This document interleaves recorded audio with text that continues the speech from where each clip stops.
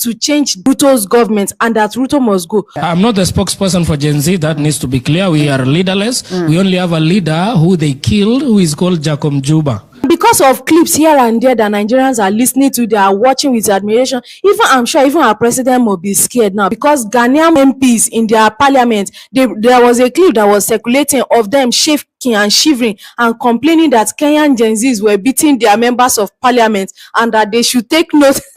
There's a particular person trending currently and it's a Kenyan MP. They call him maybe Senator Onyanko or something. If you go to all over Nigerian blog, if you go to Instagram, all this Insta blog, all this Tunde Enot blog, even Twitter, Nigerian YouTube space, you will see the clip of this Kenya MP trending all over, and the thing is said, and a lot of Nigerians have something to say. Let me play the clip for you. So that is not what drives me. What drives me is, how do you get a member of parliament driving a Mercedes that costs 49 million shillings, and we are watching, and that is normal, and it is okay, and it is okay. Shame on us. Then we make sure this money doesn't go to the schools. We make sure that hospitals have no money. We start building hospitals now. We want the poor people to come to those hospitals. Poor people can't come to Nairobi Hospital. They can't come to Aga Khan. They can't. Some of them can't afford Kenyatta. You saw the other day, Kenyatta has a debt of 6.6 billion. The Eldoret Hospital, Eldoret KTRH, has a debt of 3.9 billion. When you ask, they tell you we don't know where the money went. Are we fools? Do we need to buy houses which have got 15 bedrooms and drive 19 cars and put them in your parking lot, and you want 10,000 acres of land? You want a ranch? You fools, you go and buy a ranch in Australia. This is where we are. We keep blaming the police. The policeman cannot do anything. Have we ever gone as a Senate to go and see where the police lives? How he takes his kids to school and his salary is 19,000. And this house has to start thinking about those things. We guys must begin, and we ladies and gentlemen in this house must begin to agree that we can reduce our salaries, that we can drive small. Now, here's the thing. Reducing salaries of members of parliament, senators, governors, members of county assemblies, there's so many different sort of leadership positions in Kenya. Reducing the pay that these people get, it might make us feel good, right? But it's fundamentally not the issue. And as I said before, people that have, or rather can make instrumental changes in your life, should not be paid small money, because that's where corruption gets even worse. Right? Let's be realistic. The reason why, judges in Kenya, we're talking about people of high-ranking government, whether it's executive branch, legislative branch, or the judicial branch. These people do need to be paid a substantial amount in order to reduce the effects of corruption. Because if you're paying someone measly amount, then they're not going to be able to do the job at the best efforts, because any small thing would allow them to be tempted by corruption. The solution is not to reduce their pay. I don't think that makes sense. Again, I'm not a politician, and I make money through honest means on YouTube, begging money on here. So I don't think reducing their pay is the issue here at all. However, why is an MP driving a car worth 49 million shillings, right? 49 million shillings, I don't know how much that is, right? But I can do some math, right? Let's assume it's 100 million shillings. No, let me say it's 150 million shillings. So I just divide it by 3, right? That's going to be around, 1 million shillings is like $7,000, right? I can't even do math. God, man, I fail. Man has a PhD in physics. I can't do basic math. Anyway, let me try, right? So 150 million shillings is going to be around, I don't know, like it's going to be around 700,000. No, it can't be 700. God, I can't do basic math. It's about $70,000, right? That's 100 million shillings. So if you divide that by 2, it's going to be around $35,000, right? That is a lot of money for a politician to just be driving around, right? It just doesn't make that much sense, right? That's the issue. People are out here wondering, like, how are these people going around just casually driving cars worth actually, no, I'm wrong, right? I'm insane. It's $376,000. That's kind of insane. That is insane. Like, just think about that, right? 300, not 37,000, 337,000 US dollars. Someone is driving that car, and their salary doesn't even clock anywhere close to that. Especially when they have a housing, they have properties. That a lot of that money comes through various means of corruption. However, I don't want to say, they took money, to be corrupt necessarily. That's not all that happens. Of course, when you're a politician, let's say you're a governor, right? You have the power to sign contracts with multinational corporations. So we know the corruption isn't a simple case of you took money from someone to do something illegal. It doesn't have to be even illegal, right? Corruption can even be a conceptual frame, right? So, for example, what recently a company accused a Kenyan governor of corruption, right? So let me give you another aspect of corruption. What happens is there's a company, maybe it's a multinational company. They want to open up business in Kenya, in a specific county. There's a governor who's in charge of that. The governor would take on 10% or some money, right? On the side in order to ease the construction of that business. Now, what this means is some companies will say no, and they won't want to pay that extra money, and the money won't come into Kenya. So we'll be losing foreign exchange because the governor refused to sign a contract that was legal, right? The multinational corporation actually fulfilled all the necessary documentation, application, and the legal notices. However, the governor, because he did not get his, corruption money in order to ease the process, they refused to sign this company into business. Now, some companies will come back and just pay the corruption money, and some of them will say no. So really, what's happening here, right, is that this corrupt governor would be disallowing potential euro dollars, right, foreign exchange from coming into the country because of their own greed. So I'm just giving a different aspect of how corruption works, as opposed to someone paid something to do something wrong. Sometimes it's even if you want to do something right, you still have to pay. Cars that we can wear kaundas. In fact, the only thing I'm very annoyed about the president, I'm the one who started wearing kaundas. Now he has given kaunda a bad name.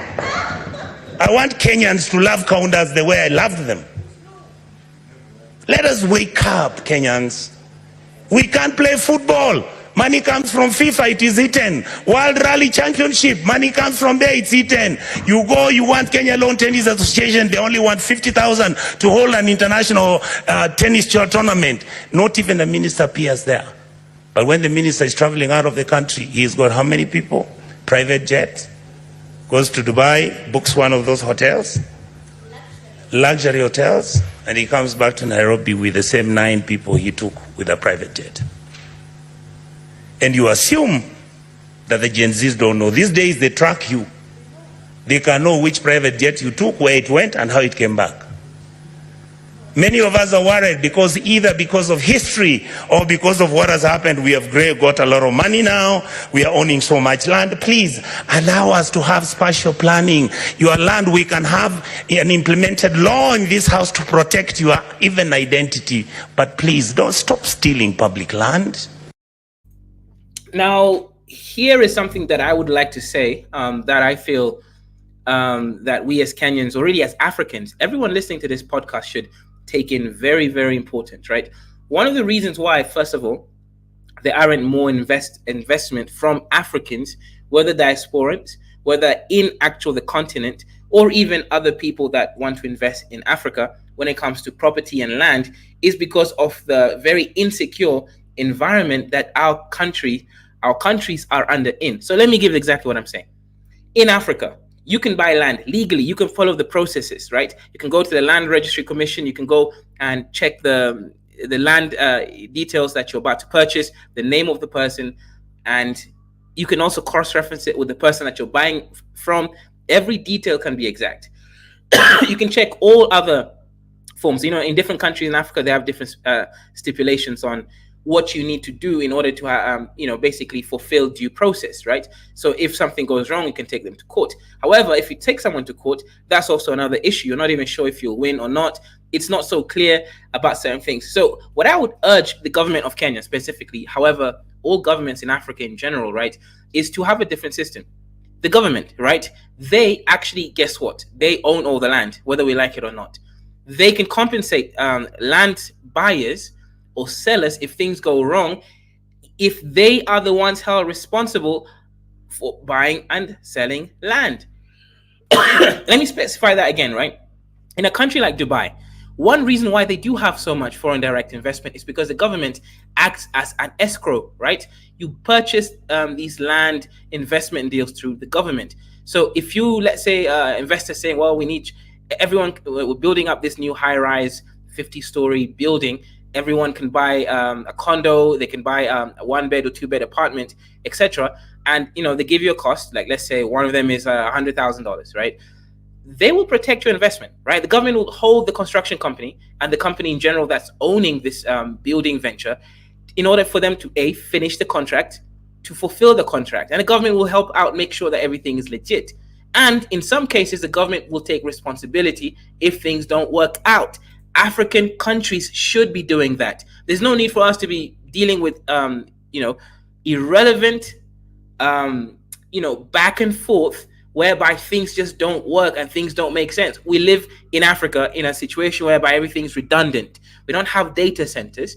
We don't have, information can't even be stored. Everything is done on paper virtually, because even the stuff that's digital, it's only to process something. The information is not even saved because we don't have data centers to save the information. We don't have constant power in order to even create data centers. So this new data center that Ruto signed with America would actually change things on the ground, because it would allow us to actually now finally grow in the fintech and just not tech generally when it comes to software development, hardware development, or anything related to technology, because we can actually now store data. We can actually open up data companies to go and accumulate data on things like the environment, right?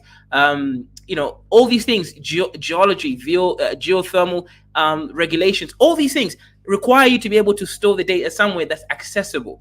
Right now, the issue is, do we have access to Amazon, Azure? And things like Azure and all those things. Yes, we do have access to them. However, first of all, they're expensive, especially if you're trying to scale up. But that's not even the biggest issue. The internet is not always on, because sometimes the power goes off, so we have lack of internet. However, if the data center is within the country, we can access it, because if the data center, especially this one, is a geothermal data center, that will be powered by its own power generator, meaning the data center will always be on. This is a revolutionary change in something. Africa, specifically Kenya, doesn't have to now, only focus on taking things and information using paper. Right? That's the situation. That's the situation, right? We gotta stop being redundant, right?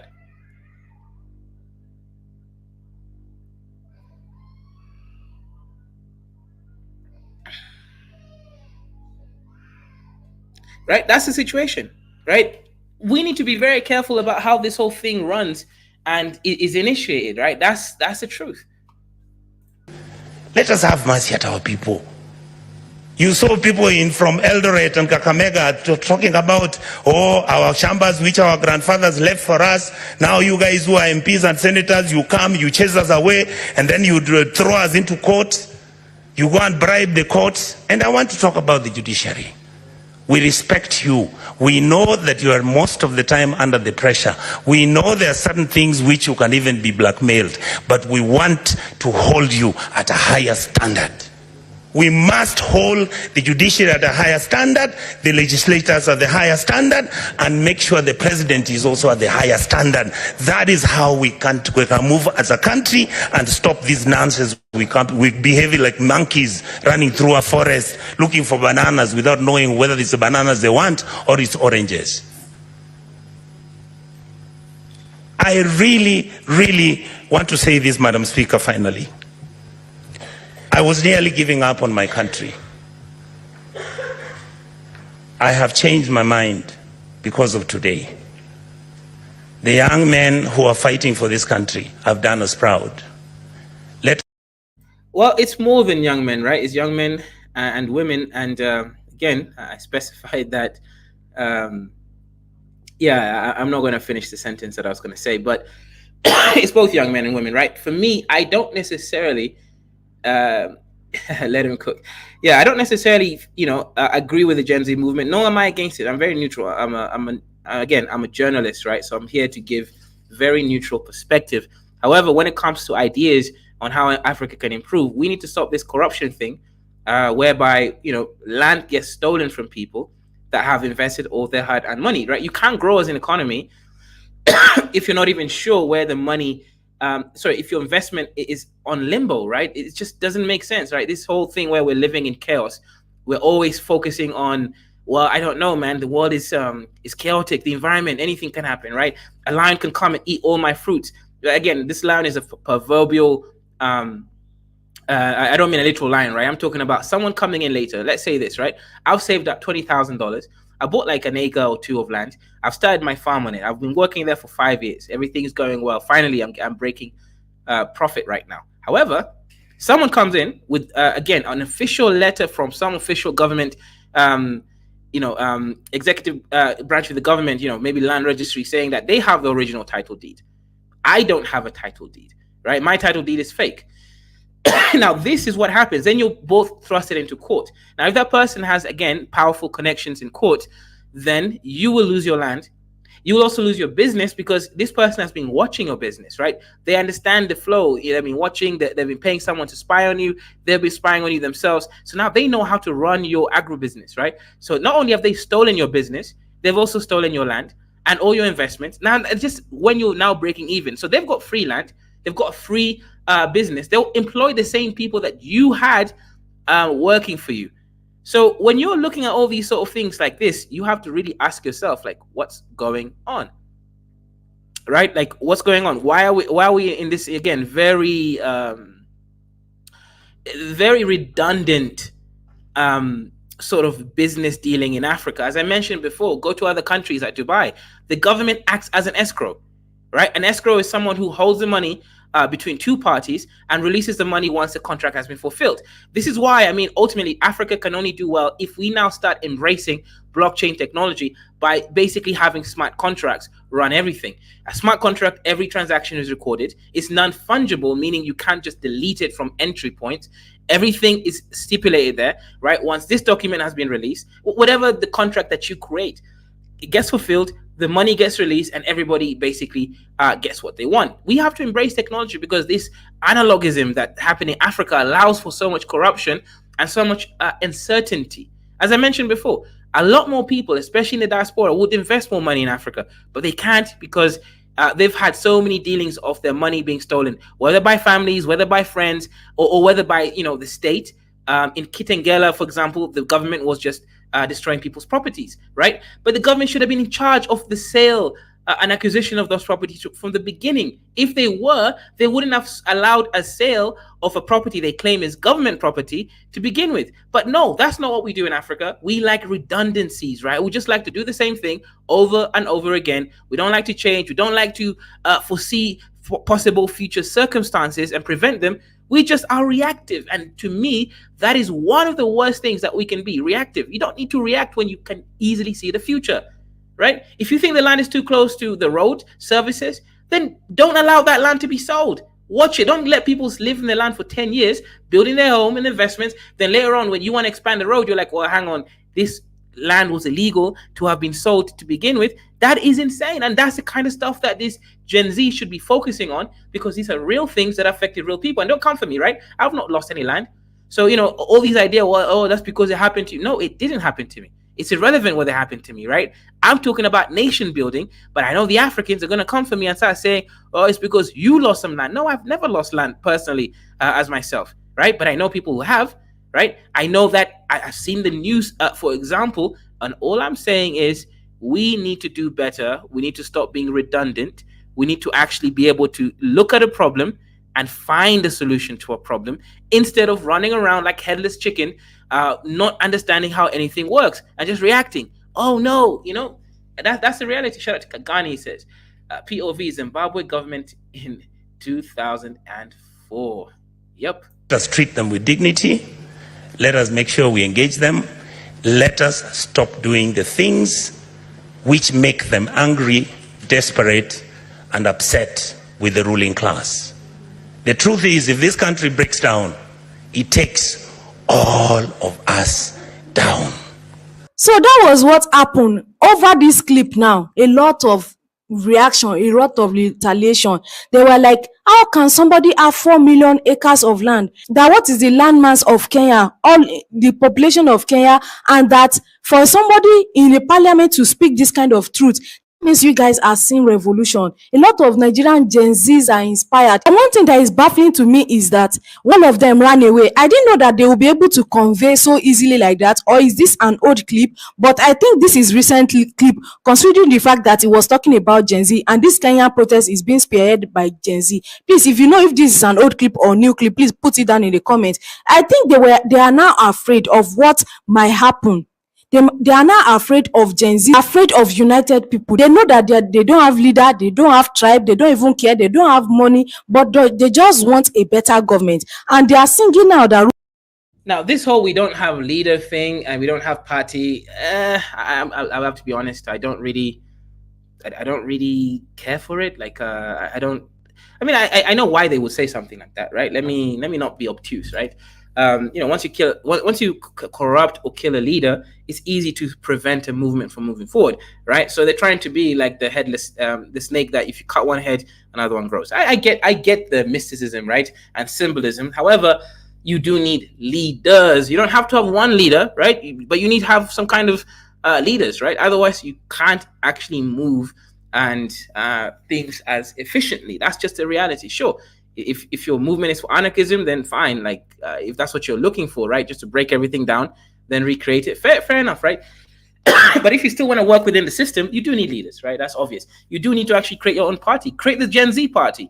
Then vote for yourselves. I mean, look, at the end of the day, you can't be like petulant children that don't want to take responsibility. As I said, go make a party. Kenya goes to elections in 2027. Vote for yourselves if you want to be MPs, if you want to be members, all these senators and all these things that have voting potential. Go vote for yourselves, right? Like, I just don't like the petulant child sort of narrative. To me, it's childish, right? Go and make something happen. Ruto must go. I don't know how Ruto will do it. I don't know, because he was saying that he has no issue to going, and there's also a clip that say maybe he's not going anywhere because he was democratically elected. I don't know what. But all the things that are happening in Kenya, the whole world is watching. That is one thing I'm very sure of. The whole world is watching, even beyond Africa. If you go now, even Americans, this person said Kenya is moving 100 years from other African countries. This youth revolution is gonna shake Africa. Can you imagine? This guy is a Nigerian Gen Z.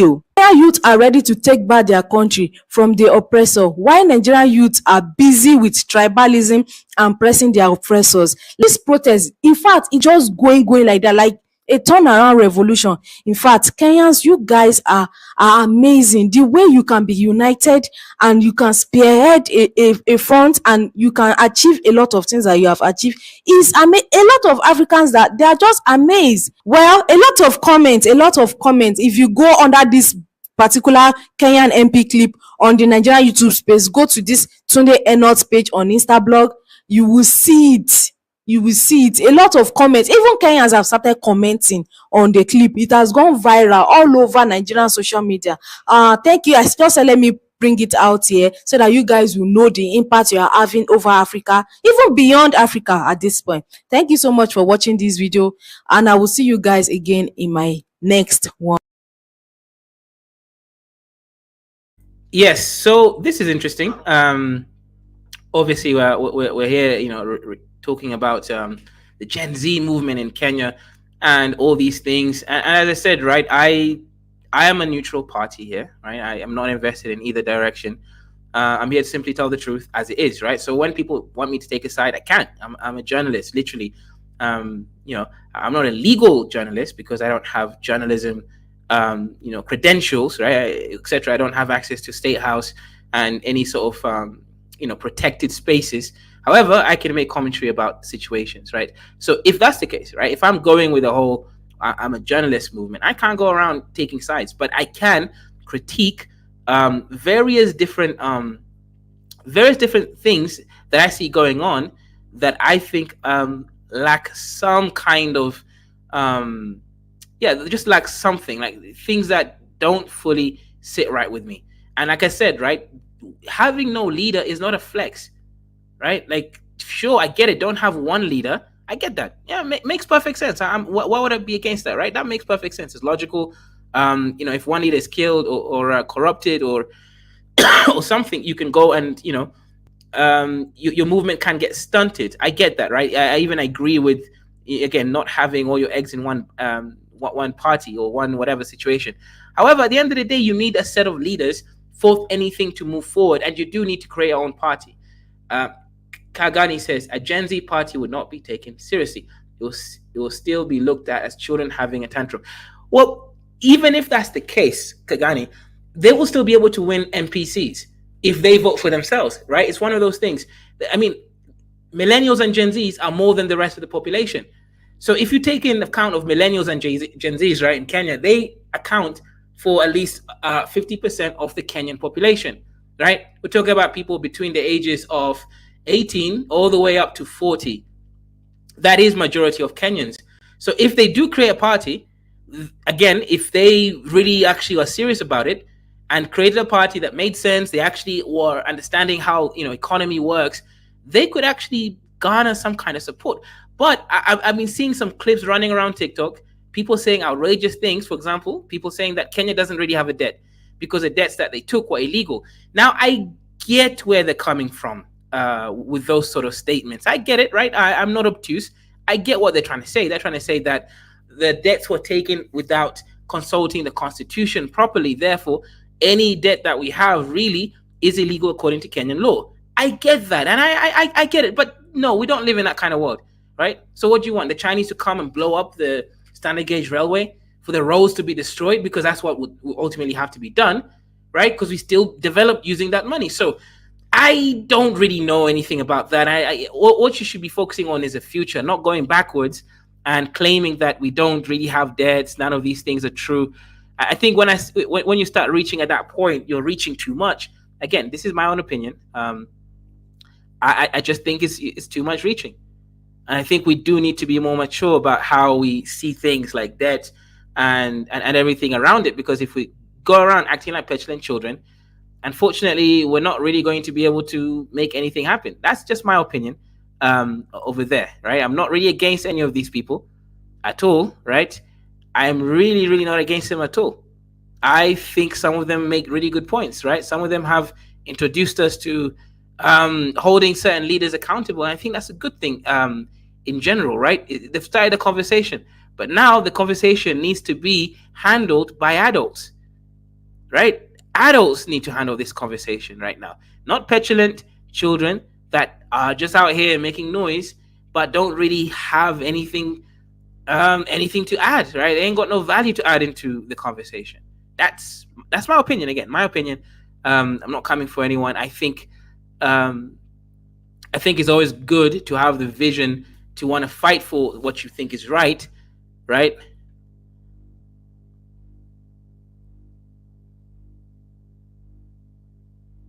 Yeah, that's the reality over there, right? Things have to make sense, right? Things have to make sense. It's as simple as that. Now, there was a story that I heard, right? Like some family that were farmers that actually had that I in quote right now. I'm trying to find the video, but I can't find it on my TikTok account. I didn't save it properly, I'm guessing, right? However, let me see if I can still find it, because this is one of those things which I would support, right? So there's a family, right? These are farmers, and these families have been sent into like a court, right? And they're facing either 2 years in prison or 1 million shillings payback, right? Money to pay back the companies like Monsanto's, right? So let me give the context here. Right now in Africa, specifically Kenya, if you share the seeds that you buy from these companies, and remember, right, we're using GMO right now. You guys, I think you guys are low level, right? You're always talking about, oh, GMO is unsafe. No, GMO is safe enough, right? Let's be honest, right? Oh, GMO will make you die from cancer. Well, it's better to die of cancer at 75 or 80 than die from starvation at 40 or 35, right? So that's a separate discussion. The issue with GMO is not because it's not safe, right? Or it's not a natural. No, that's not an issue for us, especially in Africa. The issue with GMO is that these people give you plants that are seedless, right? Meaning you can't reuse the seeds, right? They genetically engineer these plants. So let's use onions as an example, right?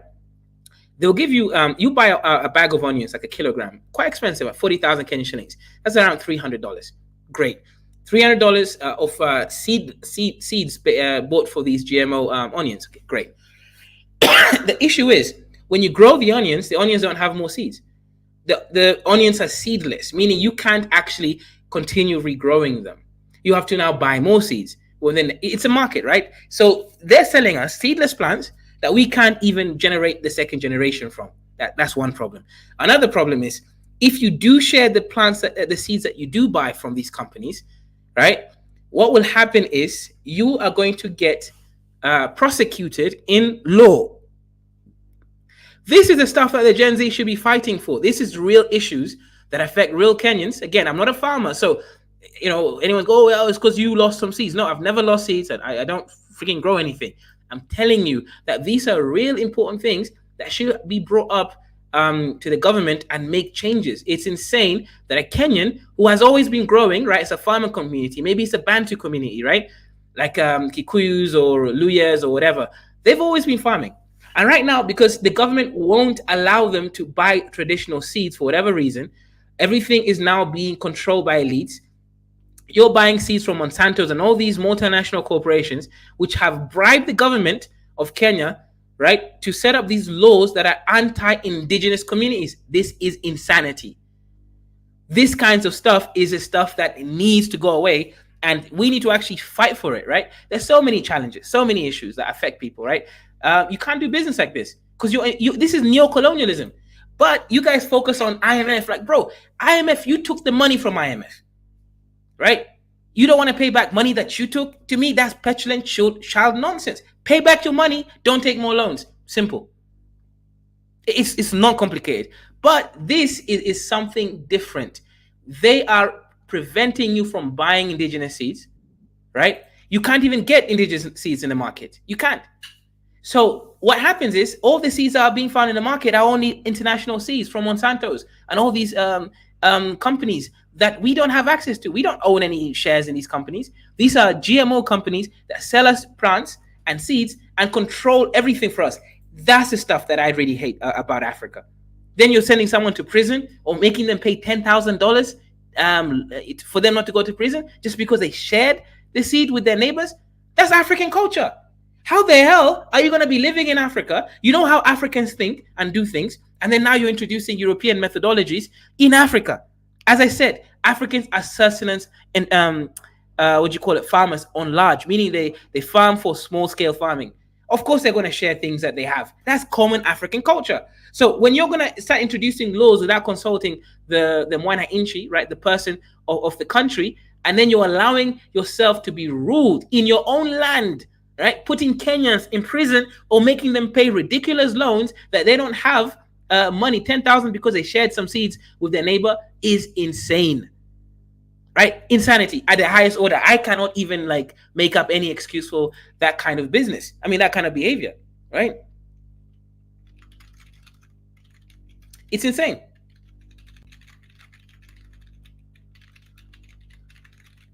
It's insane. Let me see if I can find some 1 second. Let me cite Kenya seed control battle, right? I'm just reading a random a website just to give more context about what's going on relating the seed battle, right? But this is the real shit that affects real people. This is why the cost of food is so expensive. You ever wonder why Kenya's food is so expensive? You think Ugandans are going to send someone to prison because they shared a seed? No. Now, Ugandans will send you to prison for other stupid things like talking bad about the president. Everyone has their own problems, but they're not going to send their own citizens to prison because they shared a seed. This is a big reason why it's so expensive to buy food in Kenya. Kenyan food is so expensive. Inside Kenya's seed control battle, why smallholder farms want to share indigenous seeds. Nairobi, February 22nd, there, right?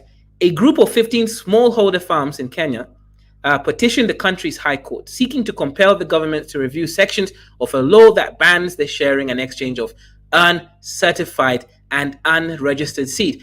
What the hell is this talking about here? Right? Because remember, right? Maybe the government thinks, oh, there's a new strain of this new GMO plant. We don't want to release it in the market because it might change the ecosystem. Fine. I get the logic behind that, right? Things have to be verified. But these are indigenous seeds that have been there from time immemorial, right? And the Kenyan government is not going to go and pay money to have these seeds registered and tested. No, because they don't care.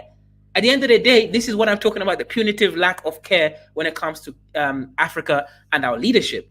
These people just don't care at all about anyone. Kagani, would this situation not be resolved if the Gen Zs got their way and the government was shaken up? No, it wouldn't, because the Gen Z won't go down and start figuring out all these issues that I'm bringing up. Why is it, for example, Kagani, I'm the only one bringing these issues up?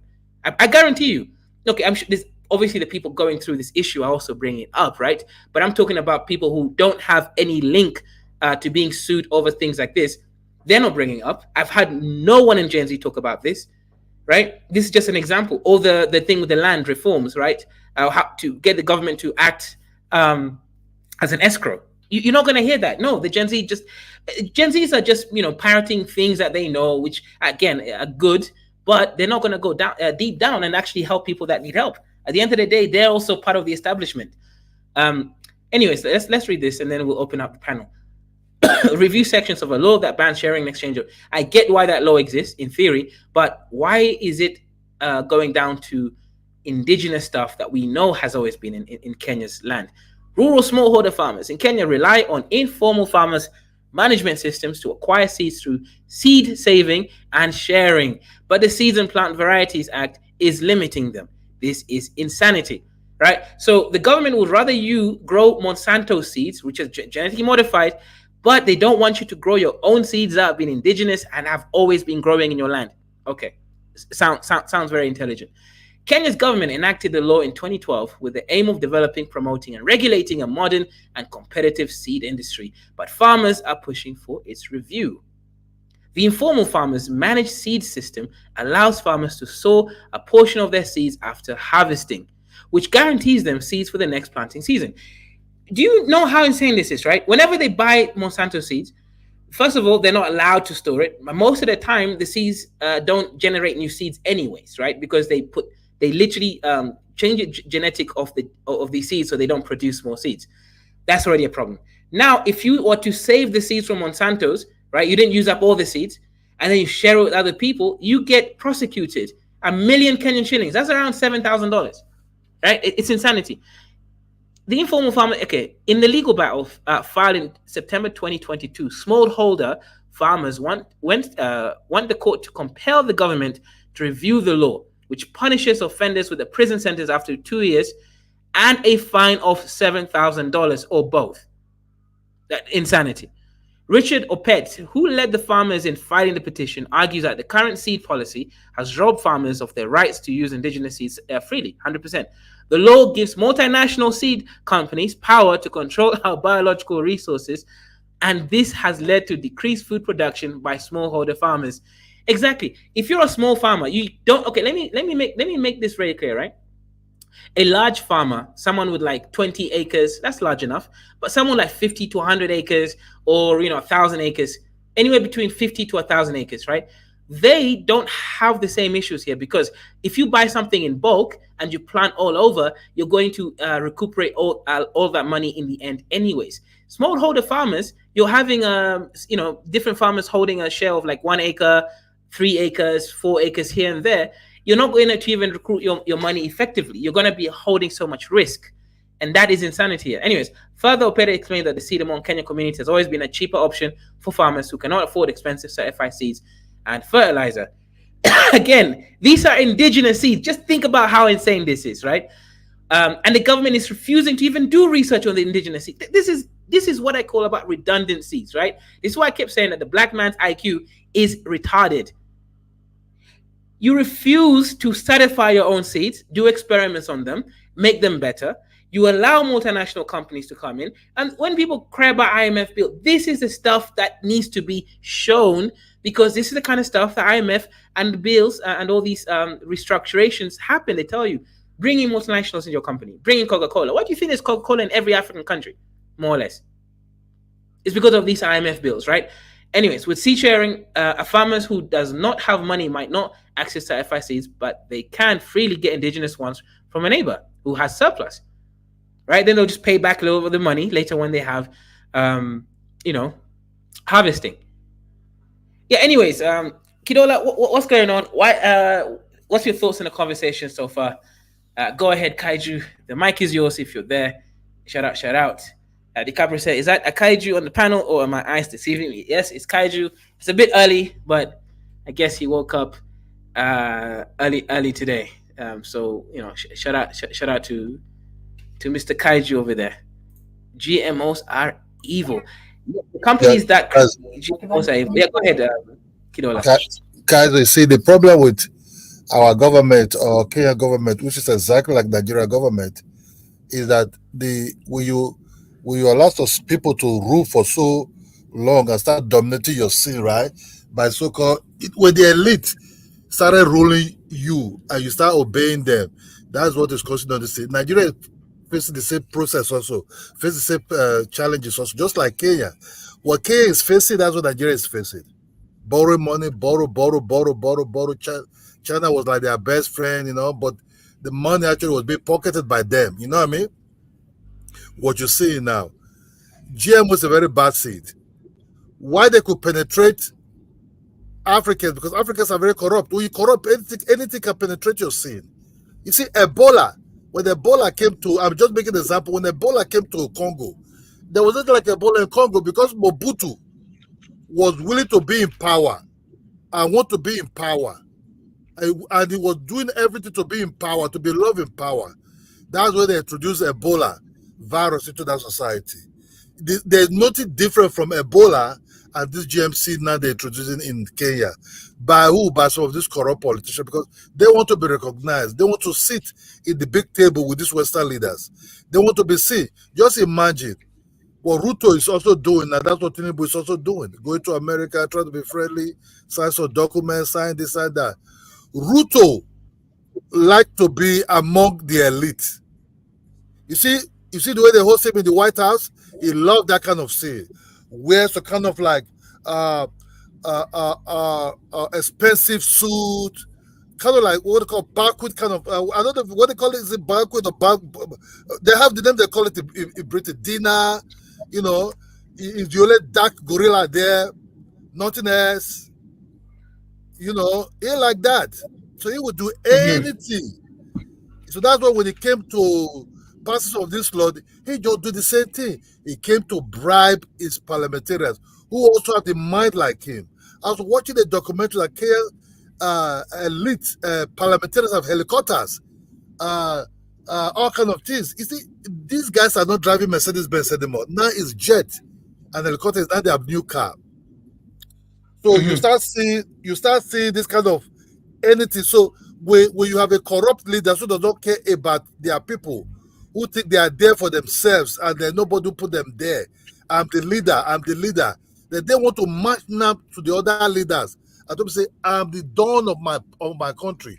So anything you say, as long as I'm sitting in this table, that's what you say now. GM in France rejects GM seed. Most European countries reject this GM of a thing, but they could easily bring it to Africa and give it to us. But not just Ruto, even the other guy that left before Ruto, I forget his name. The Kayenta people. You understand me? This thing did just start with Ruto. It started with the Kayentas. He might be saying now because he want to save. He said, "Oh, Ruto, I want Ruto to do this." Ruto is just a mouthpiece of that guy. Well, he is a professional liar. That's just the whole thing, just like the Ghana president. Just like Nigeria president also. These African leaders are not really interested in their people, rather interested in by themselves and the family. How to be seen, be pictured with this big elite, and put the big flame in their living rooms, in their corridors. Yeah, that was me when I was with the United States president. They want to collect all the resources of that country to themselves. It's not going to work. France tried it. That was little France, revolution. What you see up to today. So what you'll be seeing now is people are watching Kenya, Nigerians are watching Kenya. If Kenya succeeded in this by suppressing these leaders, I think most African countries will follow suit also. Drive these people away. Yes, if you borrow money, you need to pay. But one thing the revolutionaries, the warriors have to know about the rebels is they must have to pay that debt. That debt is not going away, but they have to arrest these leaders that borrowed this debt. Where is this money being spent on? Which zone? What do you do with this money? Come and give account. So revolution is not just to say, I'm fire my cabinet. No. Citizen, you have to be, citizen arrest. You have to arrest these leaders. They have to bring this money out. What did they spend on? Then you have to make also how to pay this debt back. Now that you have to seize these leaders' properties and convert it to any commercial something for the long run. But this starts in a way future in also, because that's the only way you can pay this debt. You understand me? It's not like K is scared to pay this debt, but they know if they pay these high taxes actually is not going to be paid as a debt relief to where they borrow money. Some of these taxes also be pocketed in, and this is the new slave business now against them. That's why they really protested, because if they allow these taxes to be passed or follow these taxes rules, these taxes are not going to be wiped away when all the debts are being paid. Rather, this elite will use these taxes to be oppressing them, and that's why they're very, very scared. I hope these rebels succeeded, but they have to know that in a way this debt must have to be paid back to these people or companies or institutions where they borrow this money from. Okay. Now, shut out. So your main point here is you don't even trust the government. That money is going to be buying these cars, like that MP who's driving a 49 million Kenyan shilling car. That's $337,000 car, and an MP does not earn anywhere near that amount of money, right? They earn a lot, but nowhere close to that amount. So, and clearly this person did not save for 10 years in order to buy one car, right? He has houses, businesses, and properties. But again, these businesses are born from having access to basically have legislative power, right? You can sign contracts with companies, and of course, some money gets sent into you. So the question here is that we have issues in Africa, right? Specifically talking about Kenya, right? But the issues are more or less the same in all African countries, Black African countries at least, right? We have the seed problem right now, right? Where Kenyans can't even share their own indigenous seeds that they actually own the rights to. Right. And also, why is the Kenyan government not actually doing research on their own seeds, then registering them? I am really confused here. So every time we talk about like white man, no, we need to realize that these people, these elites, are actually the problem. Right. Those seeds should be done research on and then registered internationally. For example, I know that, you guys, a lot of you guys don't know this, right? But teff, right? The seed or the plant, right? The grain actually, right? Teff, the grain that is, commonly found in Ethiopia, right? It's Ethiopia's national, it's like their wheat, right? More or less. In many countries, that's a staple, right? So teff is owned by a Dutch company, right? Let me just make that very clear, right? A grain that is exclusively discovered, found, and developed in Ethiopia is owned by a white man.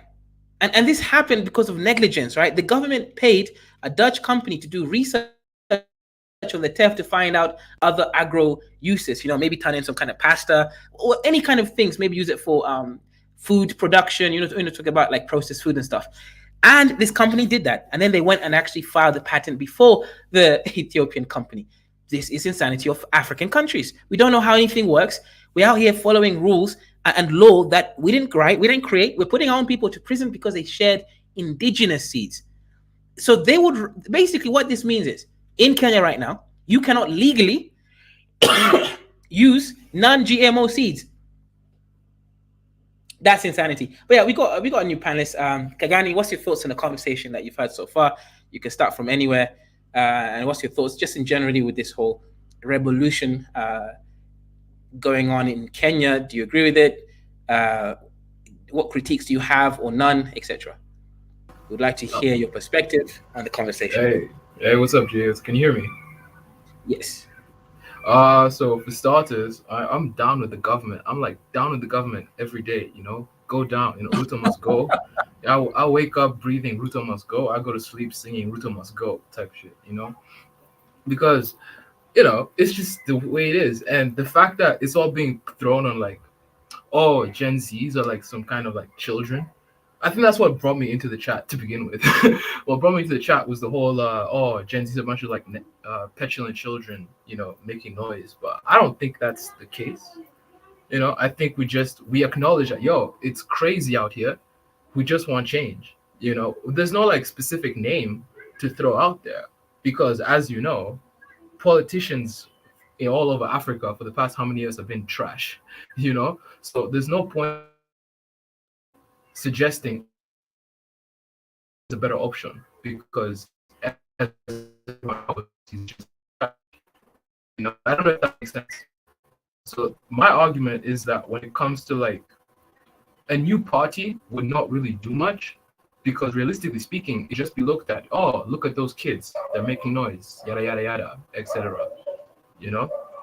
But if we were like, if the government in place right now was to just wake up and put like people with like actual merit, you know, people who've earned their way there, that's what most people want. And again, I understand it's hard, but like change should not be easy in my opinion.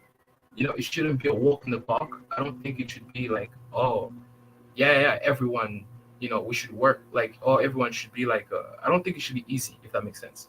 You know, one of the arguments you've been making is that, oh, they're gonna ignore the agriculture shit. No, why would they? Because obviously, if competent people were brought in, obviously that issue would not be taking place. Not so, if that makes sense. You know, if more competent people were brought in to like handle like the agriculture ish, the seeds and the GMOs and whatnot, the GMO issue, I don't think we'd be having this conversation because clearly whoever is in charge of it was bought off. You understand? And that's exactly the kind of culture we're trying to like get rid of. So, the idea of buying off people. You know? I agree. So let me ask you here, right? You are correct. The people that and here's the thing, right? So is there a way for this movement, right? Because again, I agree with some aspect of it. Some of it I'm very neutral. As you know, I'm a journalist, right? So let me ask you a couple of questions here, right? Will this movement, the spirit, remain here? Because actually another bill passed while you guys were so focused on Ruto signed another bill that was also just as, you know, nefarious that recently. So is there a way to make it clear, right? Gen Z's reporting on, and by Gen Z's, you know what I mean? I just mean whatever this movement is, right? Reporting on the upcoming bills and putting it to public scrutiny, because these things are published on the Gazette, but nobody reads the Gazette, right? So is there a way for them to actually have a platform and maintain a long standing of every bill that's introduced? Because how the hell did this bill pass through? And I had no idea that this bill even passed through. Someone can sit there, right, in the parliament and think it's a good idea to say, you cannot choose African seeds. You can only use Monsanto's. And they actually thought it's a good idea to pass that. And it passed the parliament. Like, just really think about what we're saying here, right? Like, because remember, at first I thought, right, I was ignorant in the situation until I dug deeper. I thought they were just putting people in prison or fining them for sharing Monsanto seeds, right? However, it is deeper than that. Because of how weirdly the bill was written, even if you're sharing your own so-called unregistered indigenous seeds, you can be put in prison or fined $7,000. What the? Or both. Meaning if the judge hates you, you get both. I mean, like, I'm just thinking, how the hell did this pass through Parliament? Like there's literally no net. You can claim, oh, tax. Well, we need more tax. Fine, the money's gonna go in people's pockets, right? But fine, logically, there's a reason behind why you would want more taxes in your country. Yeah. So Kagani, I want you to explain to me as a Kenyan. Yeah. How the hell did you guys allow these kinds of bills to pass? And then now farmers are out there, and we're wondering why is food like? Have you ever wondered why? Like in Uganda, I went there. I lived there for like a couple of days. Food is so cheap. Like I'm out there buying a whole pizza for 2 people for less than $7. Actually, less than $5, right? In Kenya, same pizza is gonna cost you $20 for 2 people. I'm just giving an example. Like food is so cheap in Uganda, everybody's eating, everybody's fat and flourishing. In Kenya here, food is so overpriced. Now I know why. Because we can't even grow. Yeah, so Kagani, answer for your government and answer for your own people. Why did you guys allow these crazy bills to pass through in Parliament? If I'm being honest, I feel like we were all in acknowledgement that the current government is trash. You understand? All these bills that they've passed, no one is for them. You understand? The same way, the way you're like, oh, how did you guys allow? We did allow this. Do you understand? Everything going on right now is people not allowing bullshit, if that makes sense. You understand? Yeah. Yes, fine. You didn't know about it, but how are you sure 1,000 other people didn't know about it? Here's the thing is, right? I'll simplify it. There's 8 billion people on this planet. You know what I'm saying? There's no way for you to have an original thought, if that makes sense, because of how many people there are on this planet. Your thought has been had maybe 5,000 different times, 5,000 different years, if that makes sense. You understand? Put it back to this thing. We can't all see what's happening. Some people saw this shit. You saw it. I didn't. I'll be honest. Today's the first time I'm hearing about this whole seed issue. It's in the past hour. I've been researching it as well. The past 40 minutes you've been on, just trying to see what it's really about. But realistically speaking, we can't all be held like, oh, where were you? It's like asking Nigerians, where were you when so-and-so did this?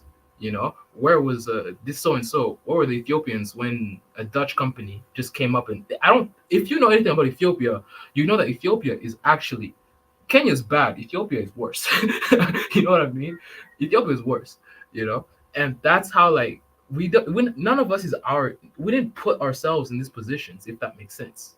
The government, the one we're all fighting against, is the one that put this. And in my opinion, you've only made my case stronger, in my opinion, because you're only just, you're making it clear, this government is the problem. Okay, it so has to go. So here, I'm not a Ruto whisperer, right? But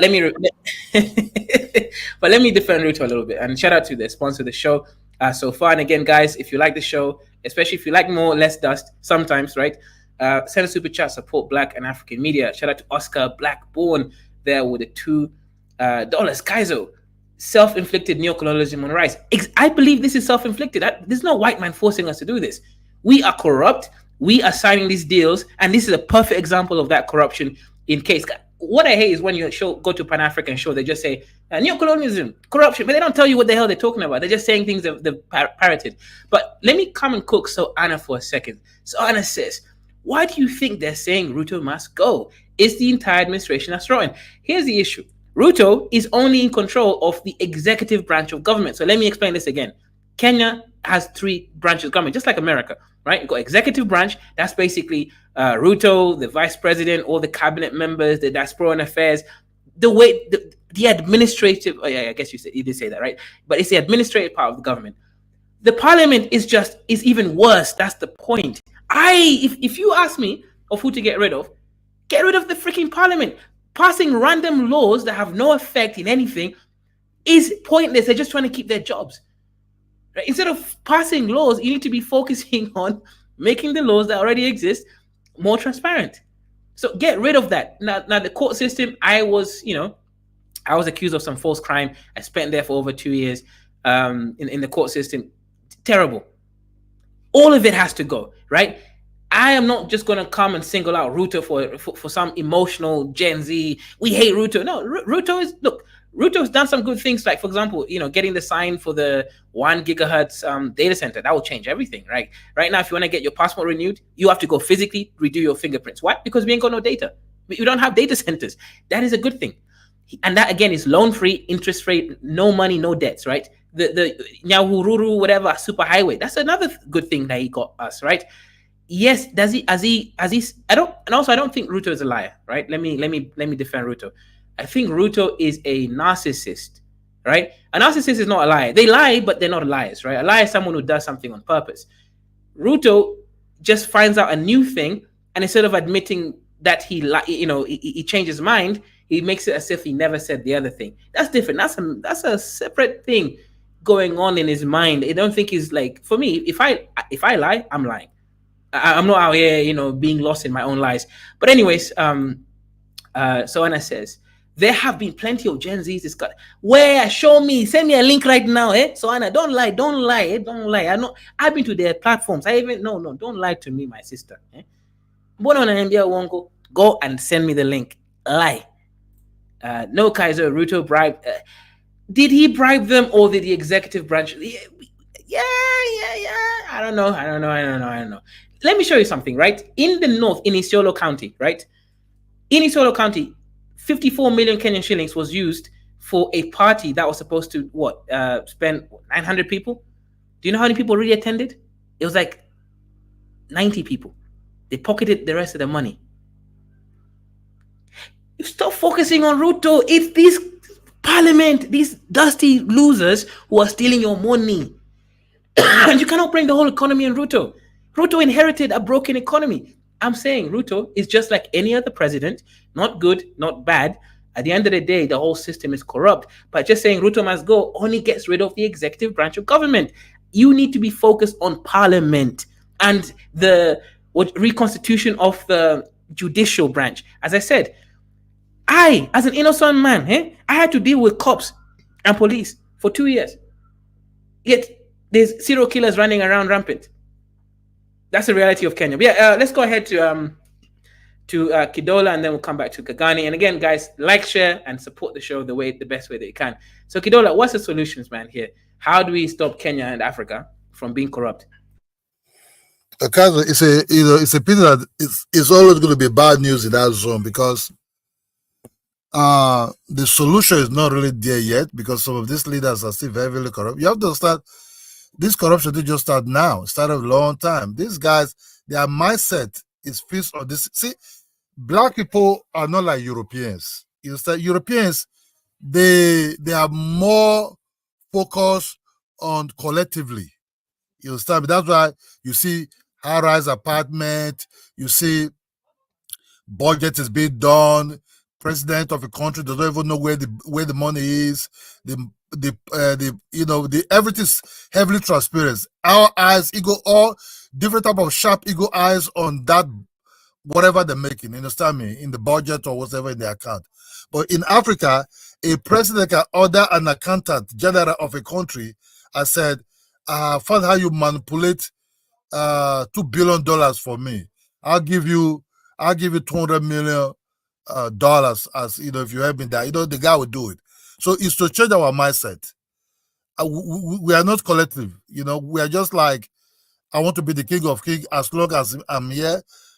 I want to enjoy. I don't want to leave this post. Oh, what do you are? Oh, you were one time president. What? It's so that their wife can even tell them, yeah, you have to do it so that you're not going to regret it when you leave this power.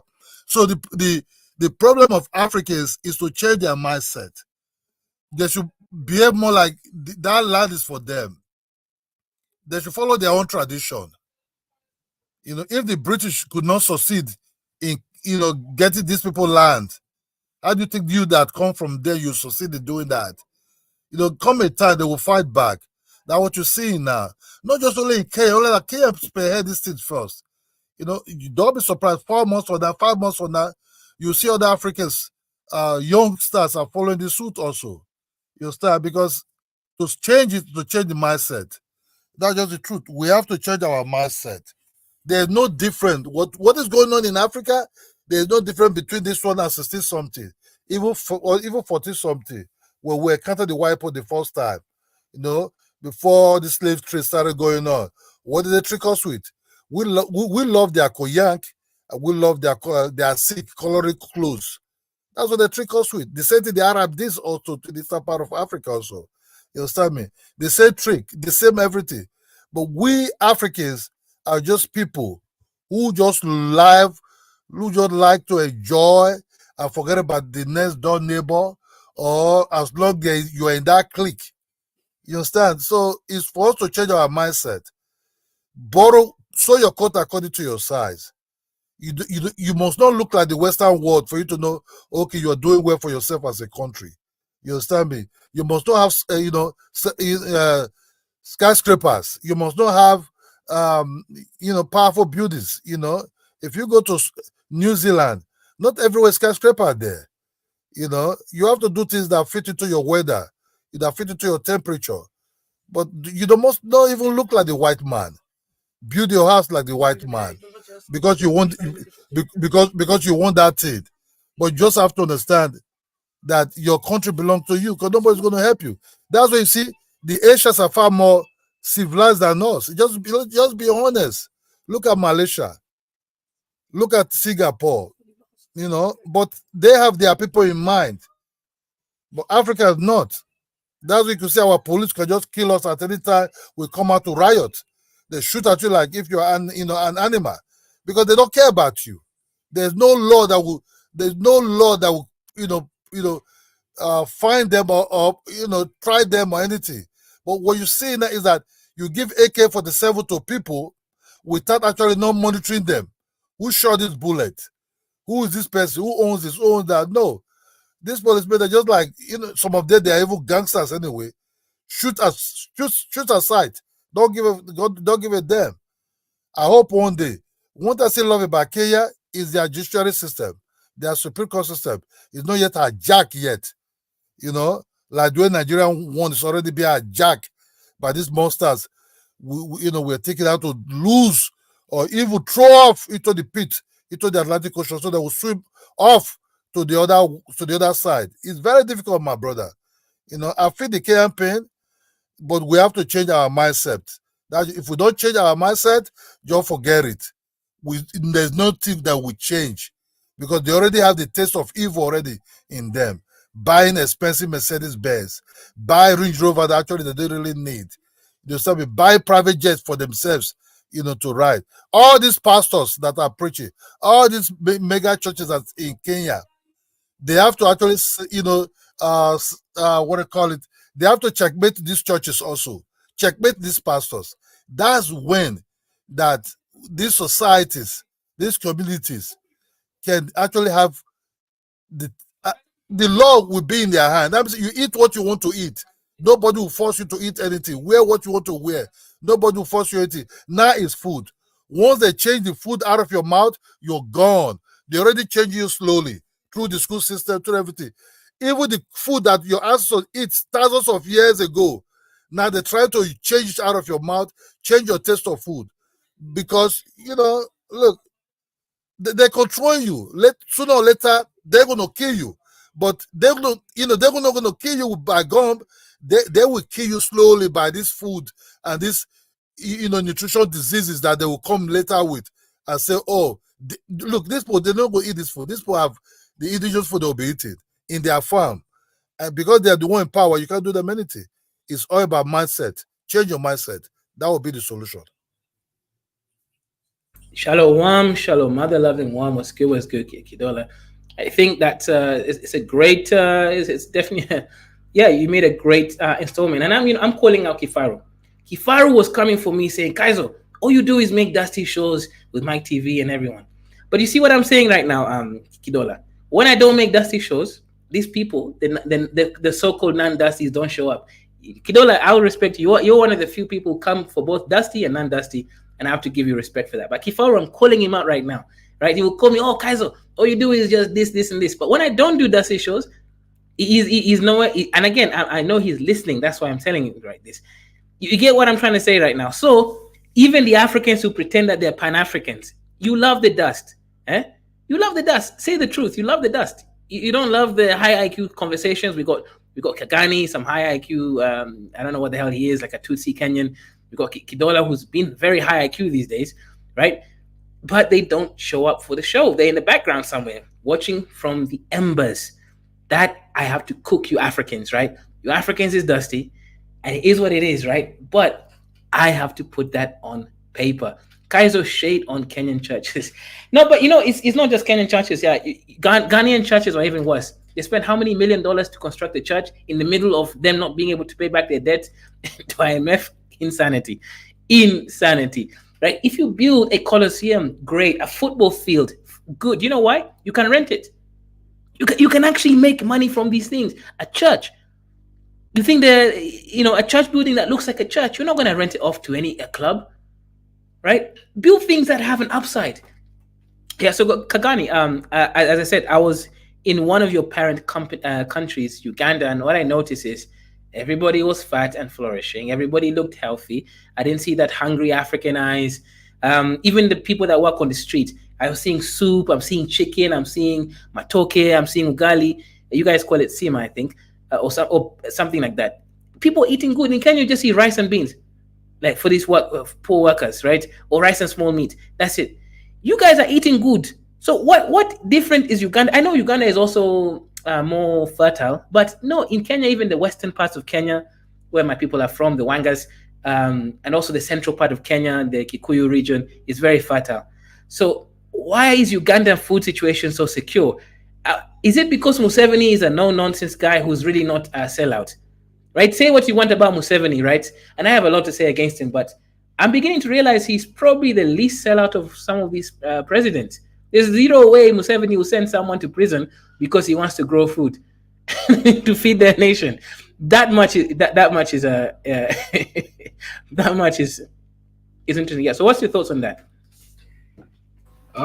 Mate, I think Uganda's just streets ahead. Uganda's had the same president for like nearing 40 years now, I think. And I'll be honest, in those 40 years, I don't think anyone has ever said there was a successful famine in Uganda. It's different though with Kenya. Like there was no famine. No one can say there was a famine in Uganda. Actually, I remember during Idi Amin's time, he was sending food to UK because they had a famine. But you see, actually, no, that was the last time Uganda suffered when it came to food. Idi Amin's time. You understand? And unfortunately, when it comes to Kenya, this is exactly what it looks like. It looks like Uganda under Idi Amin. That's why, like, what? Oh, food is missing. Oh, you can't. People are hungry. You know what I'm saying? What? Nutrition is bad. Nutrition is down because there's not a solid economy. If you go to the northern parts of Kenya, like we're talking about the Somali regions, the Oromo regions, the Turkana, Pokot, those kinds of places, there's no food. Like literally, people don't have food there. So, what's happening with the government? Go ahead. Hey man, hasn't it been known for decades now that the government has abandoned northern Kenya? I feel like the problem here is that they've just been abandoned by the people. They don't make as much money as Nairobi and Mombasa. Ooh, so let me make a slight correction there. Yeah, let me make a slight correction there, and then you can continue to cook. After doing research, I've lived in North Kenya for a while actually. I went down there, Arches Post and all those places. What I realized, and I got evidence actually, because I was wondering why is the government not helping these people? They're starving. The kids don't go to school. What I realized is this. Let me ask you a question, Kagani. If you come to South C, you come to Nairobi West and South B, apart from the Indians, which other group of people are heavily in those places? Like in large numbers.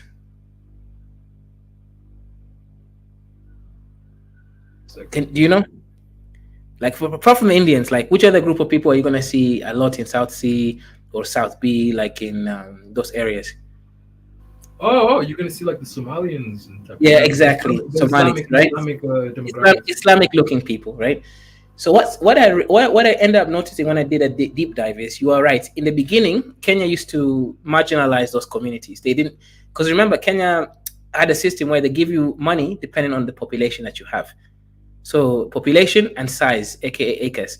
But the northern Kenyans have the largest size in Kenya in terms of land, but they have the smallest population. So they got the smallest money. So for a long time, they weren't able to develop because the government system, it looked fair on paper, but it wasn't really equity.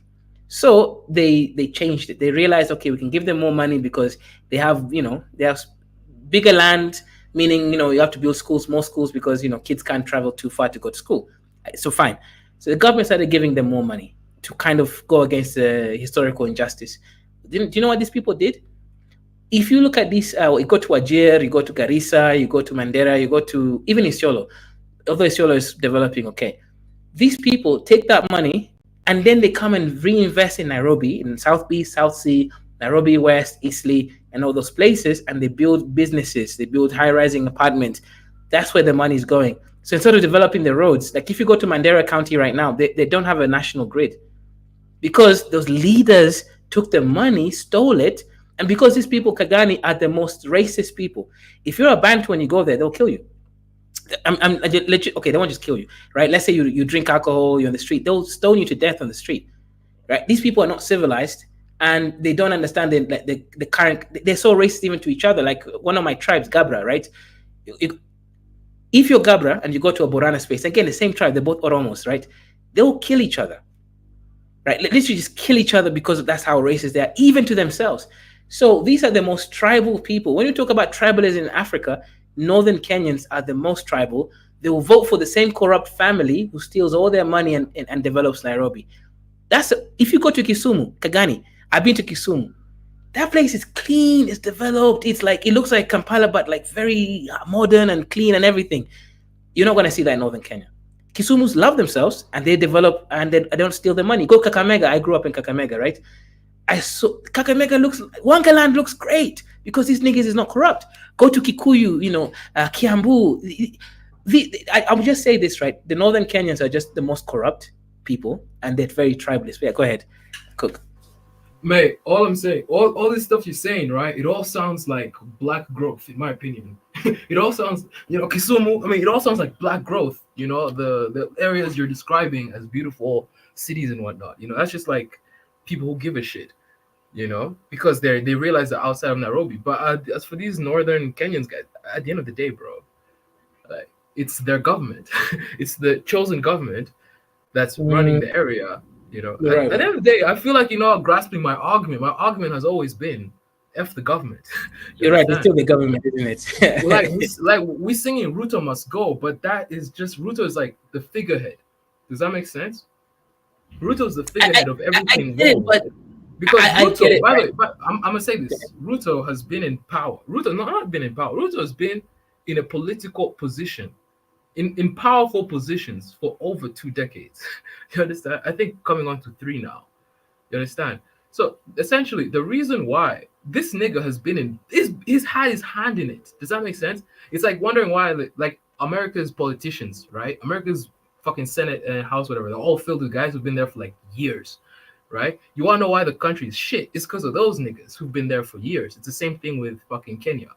The same people you've described, the same family that's elected over and over and over again in Northern Kenya, whatsoever, it's the same one that's fucking people over. It has nothing to do with the Gen Zs because they're the ones trying to change the thing, if that makes sense. Right? Now, as for why it's different from Uganda, again, it's the same thing. Uganda is more central, I guess. They have better soil. You can make that argument. They do have better soil. That's why food is cheaper. You can make an argument. They do have better soil, but Kenya also has like Western Kenya, Wanga, right? Again, I'm a Wanga from the Buganda Kingdom, right? Same people across all that region. Faru, your microphone, something is off. Are you able to try to fix it?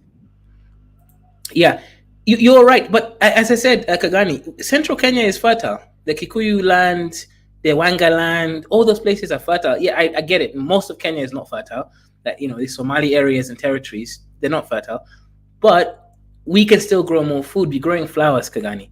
We're growing coffee and tea to sell to Wazungus instead of growing our food. And when we do want to grow our food, we send our people to prison because they grew and registered indigenous seeds, whatever that even means. Go ahead. So I take it you're on my side then. You're on my side. Fuck this government because clearly. Yes, F the government out, but I would never say Ruto must go because I don't. Because you don't want to sound impartial. You want to be impartial. I get it. You're never gonna scream Ruto must go. But realistically, if we're trying to get like to a better place where we're not fucking planting flowers and we're planting actual crops, like actual like stuff that'll help us. You know, because I've never bought a tulip, but apparently we plant tulips. You know, apparently people like tulips, and Kenya grows tulips. Weird news to me. But realistically speaking, it's not our fault. It's the fucking government. They're with the fucking deals and making fucking European deals, European Union deals. Oh, you gotta send us this amount of flowers, type shit. At the end of the day, this has nothing to do with the niggas fighting for the future. The niggas fighting for the future don't even give a fuck about that. If I'm being honest, I don't give a fuck about that. I don't think you do. No one gives a fuck about flowers, bro. The fuck, you know. I guess that's what it is, man. Like all this stuff, this is forced onto us. This isn't shit that we went out of our way to do. You know. Mm-hmm.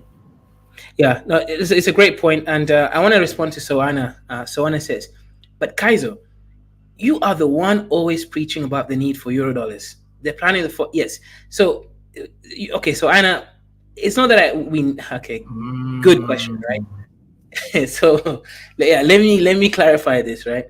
It's more or less that we can't survive without Eurodollars because everything that you buy around the world is bought in dollars. So I know why they're growing the flowers. The issue is we shouldn't be growing flowers because there's a new way. I'll give you an example. If Ruto said right now, I'm investing this amount of money in building, right, a fertilizer factory. Fertilizer has an international market. Everybody has to use fertilizers to grow their food, right? So you can sell the fertilizers in the international market, and then you've also now industrialized. You're now able to, have an industry, right? And then you can also now start growing your own food. There's a way to break the Eurodollar bond. You don't just have to grow things that the Wazungus tell you to grow, right? Because think about it, right? We all inherited these markets: Congo, rubber, coltan, lithium, gold, and all those kinds of stuff. Nigeria, oil, right? Depending on the colonizers' market economy, we all inherited the business of what the colonizers had. Kenya, we had the same business: tea, coffee, flowers, all that kind of stuff. So there's a way to break that bond while still earning Eurodollars. However, earning Eurodollars is not the best thing either, because what we need to do now, Soana, is the Gen Z should be saying, Kenya, Uganda, East Africa community in general, create our own currency so that we can now leverage our currency in the international space, so we can actually have a currency, have an international market. There's a reason why the euro is 22% of the international market. It's so many European economies working together using the same currency that has leveraged their currency. The pound has fallen down to now 5% of global economy. The British pound used to be the reserve currency, the way the dollar is right now. So the point is, the euro was able to steal a lot of the market from the dollar and the pound because many European countries came together with the same currency. So if you want to start breaking down this Euro-dollar system, whereby we have forced to grow flowers and not food so that we can get some dollars, etc., then we buy the food from Ukraine and Russia, because we're trying to save money on small things, right? We can actually break this chain. Go ahead, Kidola.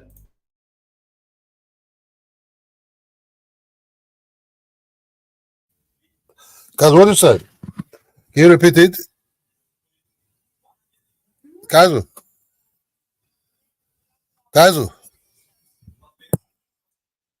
Yes, go ahead, Kidola. What you said? Can you hear me? No. Sorry, what you said? I was having network problem here. Yeah, so I'm saying, right, we need a path forward for us to stop having these problems that we've been having in Africa, right? We need a way to hold our leaders accountable, our parliament, and all these people that keep creating laws and everything. Because if we don't, we're just going to be stuck in this situation whereby we are wasting resources. We are just under so much levels of corruption. So what is the path forward? How do we make sure that we fight? We remember in this channel, we talked about revolutions and all this before, anti-elitism. Now that we have one, how do we make sure that it lasts and it doesn't get destroyed by a few things? See, democracy in Africa is something else.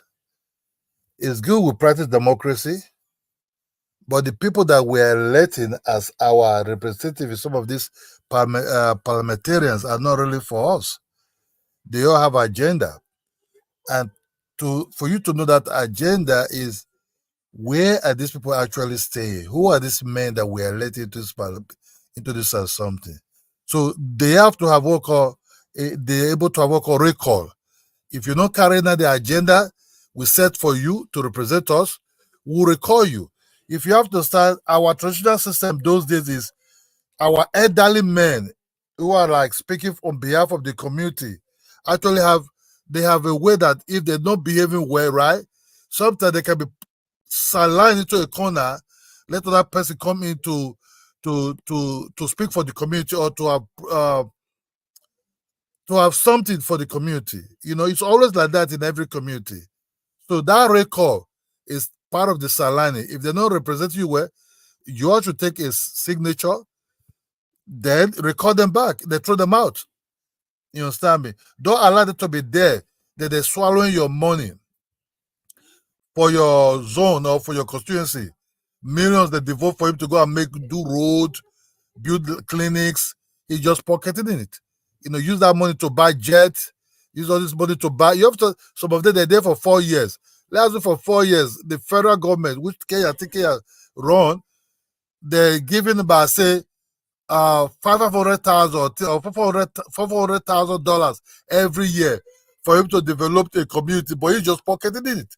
He will buy a private jet. He will not, Bentley might be too small. Rolls Royce not even everything. He will buy a lot of houses in Kenya and pocket everything. If he's there for 8 years and politics is just his job, he will start driving private jet after 10 years. That's what you see now. These politicians have been there for a very long time. The so-called governors of some of these districts or states or whatever it is, you have to have the power to recall them back. Don't be scared of the police, because these people believe they have the backup of the police.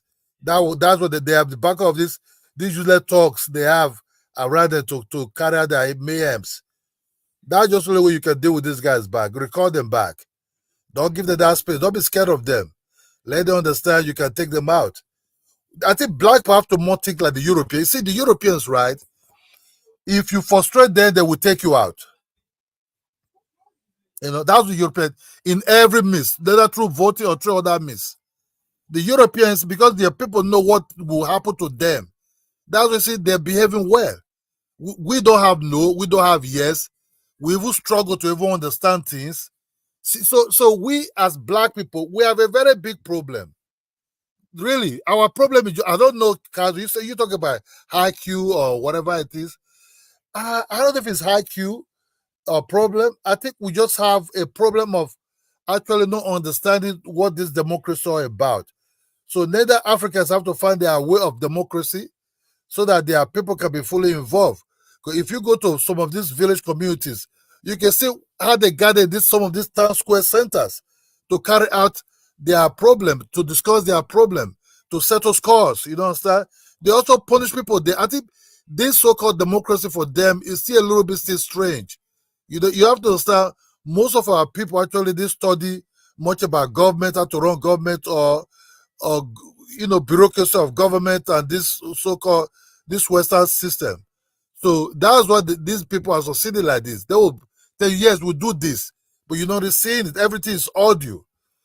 Why root to own is a problem is root to is what the people or the young ones have, or what they expect for Ruto betrayed them. Ruto look very young. I don't think he's very young, but his stature, he look as a very young guy. He talk as a high tension energy. You understand me?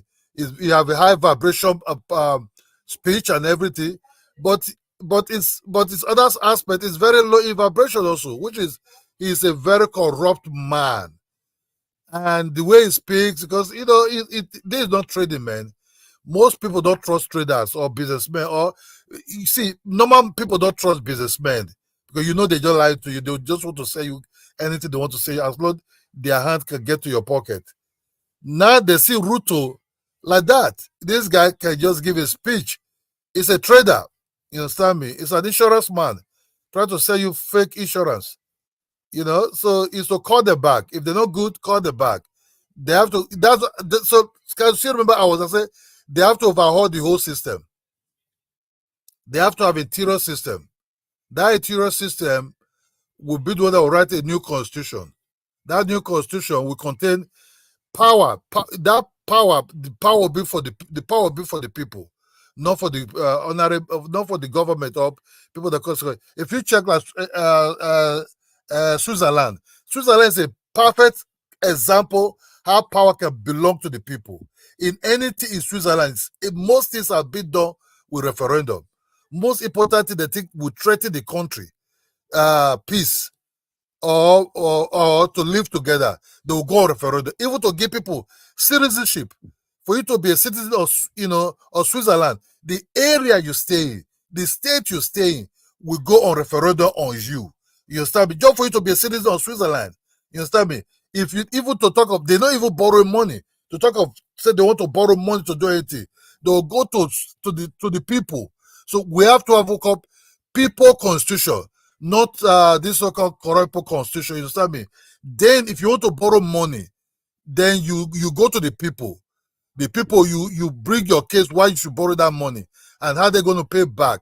If the people agree, they also will borrow this money, we'll do this, we'll do that, we'll do that, but please, we'll increase a little bit tax. You have to say in Switzerland, every year, the 12th month of the year is for tax. So you have to keep the other part of your money to 11 months, but the 12th month of the year, that money is strictly for tax. So that the people agree for, that's people agreement. So Africans have to make a law or a constitution that bring direct power to the people, but not to a one man that who just sit at home. Just imagine in Nigeria, central bank governor will say he donate money to society. Central bank governor say I give. No, it's only in Nigeria I've seen such something. Or governor is buying cars for, which is Kenya is also doing. Governors is buying cars for pastors or for so-called all these fake chiefs. You understand me? You know, it's only in Africa I'm seeing this thing that a governor will just say, "Oh, Accountant General, give that person 2 million, 6 million worth for dollars." It's only in Africa I'm seeing that thing. No, there's no other place in the world that a country or a governor of a central bank or a governor of his district or a president is walling up cash that belong to the people just like that to themselves, to ordinary citizens they wish they want to give the money to. So we just have to write a constitution that's okay. Even if I want to go and pee, I will register it.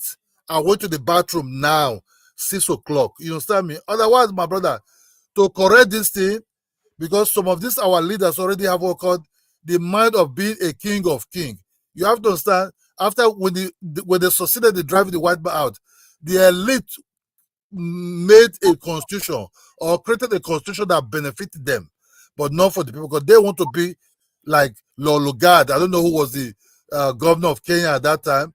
They want to be like some of these lords at that time that was controlling. So we have to create that government that actually said people, government for the people, for the people, and for the people. Just like the way the white man said it, you understand me? But they're not following the white man rules. Have you ever seen a British man, prime minister, giving money?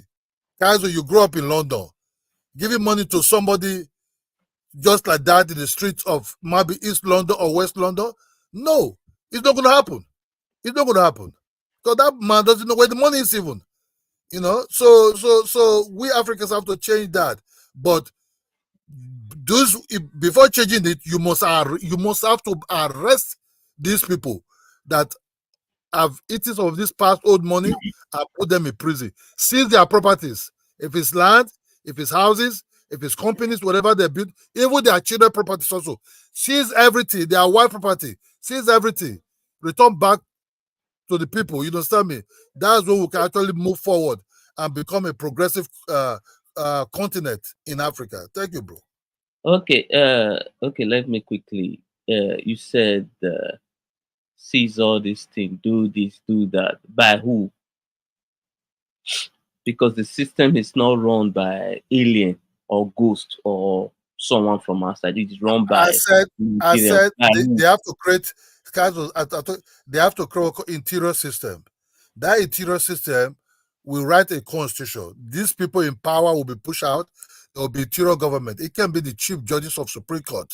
The judiciary system can take over as interior government at first, or it can be other body that be appointed, right, as that interior. If you check Botswana, You think it's Botswana, hold on, Kidola. What you are just saying, they like it is easy to just split out all these things easily.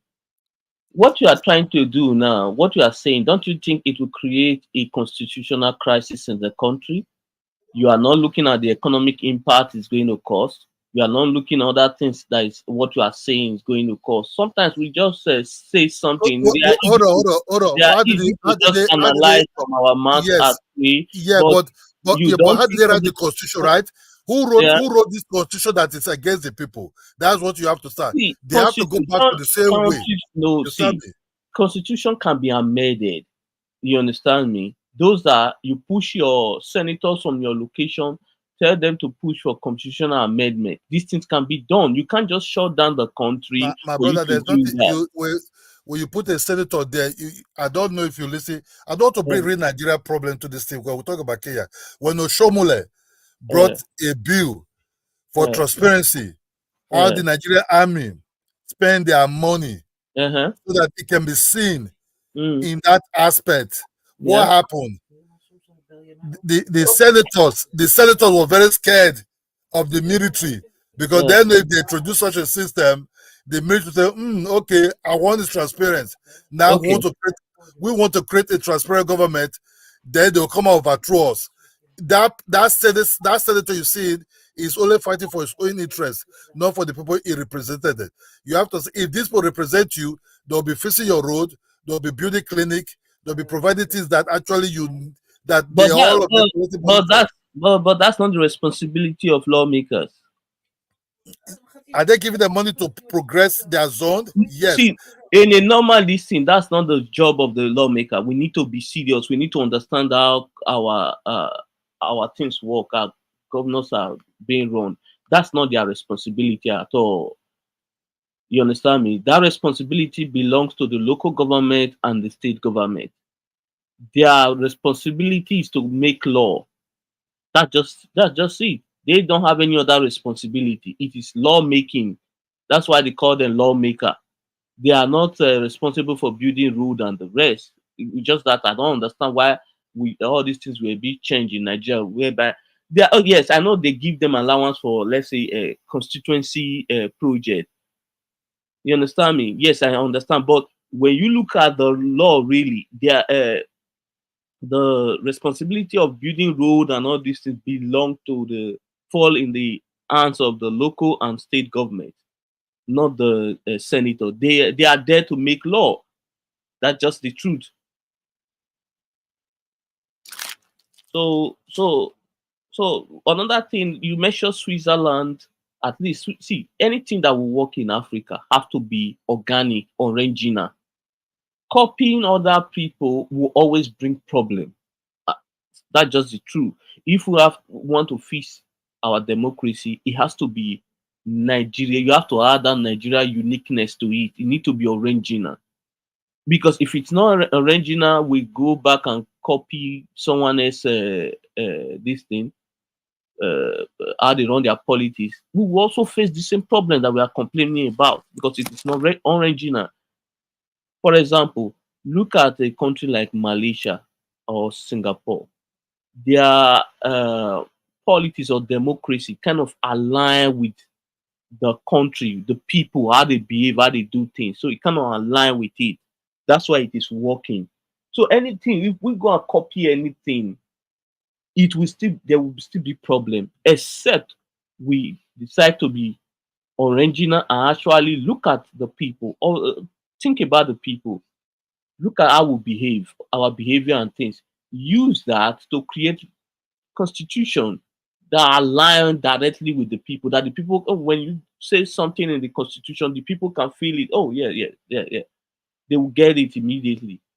But if you go and copy America, copy Switzerland, the same problem will still occur that we are facing.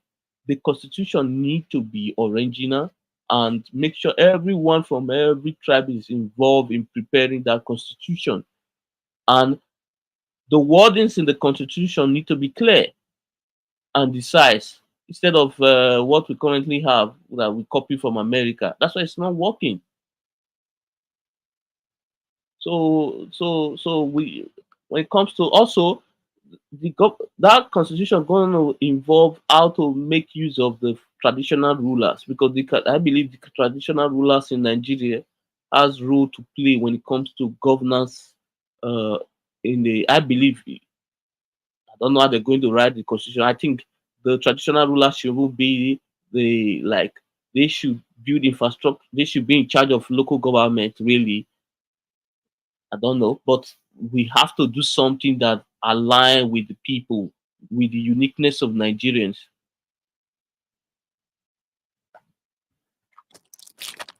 Because when you look at Nigerian law, for example, when you want to build house in Benin, I don't know if yeah you actually build house.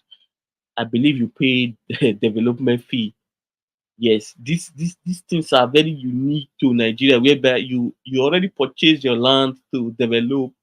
By the time you start to develop it, you have to pay another community tax to some certain people so that they will allow you to continue that project. So all of these things need to, the constitution need to be clear on how to deal with some of these things. If there's going to be a penalty for anyone that try to collect a direct straight up penalty for anyone that try to collect a development fee or something, but the constitution need to be decisive. So that's my opinion. Kidola, you can respond if you want, or Kezu. Kezu, are you there? Yeah, I'm here. Yeah. So what's going on in Kenya? What's the new news? They had the protest yesterday. They are also having another one tomorrow, so they are getting more serious now. They're having multiple. It's good because I know why this whole thing. I know why it has decided to go this way, because Ruto has already shown weakness. So of course yes, he has shown weakness already, and that's going to bite him. You understand me? So if you observe, this is what normally causes all this problem. People start with one agenda. By the time you try to say, okay, let me meet up with them and actually agree on that their agenda, they switch another agenda. So it is just a mess. I must say, just a mess. Yeah, that's true. That's true. If you give an inch, they take a mile. I mean, that's just true generally. Yeah, shout out to DiCaprio for the $5. He says, "Good luck with Ruto and Haiti." Yeah, the same thing. They have to deal with this. And Nigeria protest, I think it is next month or this month. Oh, they were inspired by Kenya. Interesting. yeah. They said so. Let's see how it's going to play out.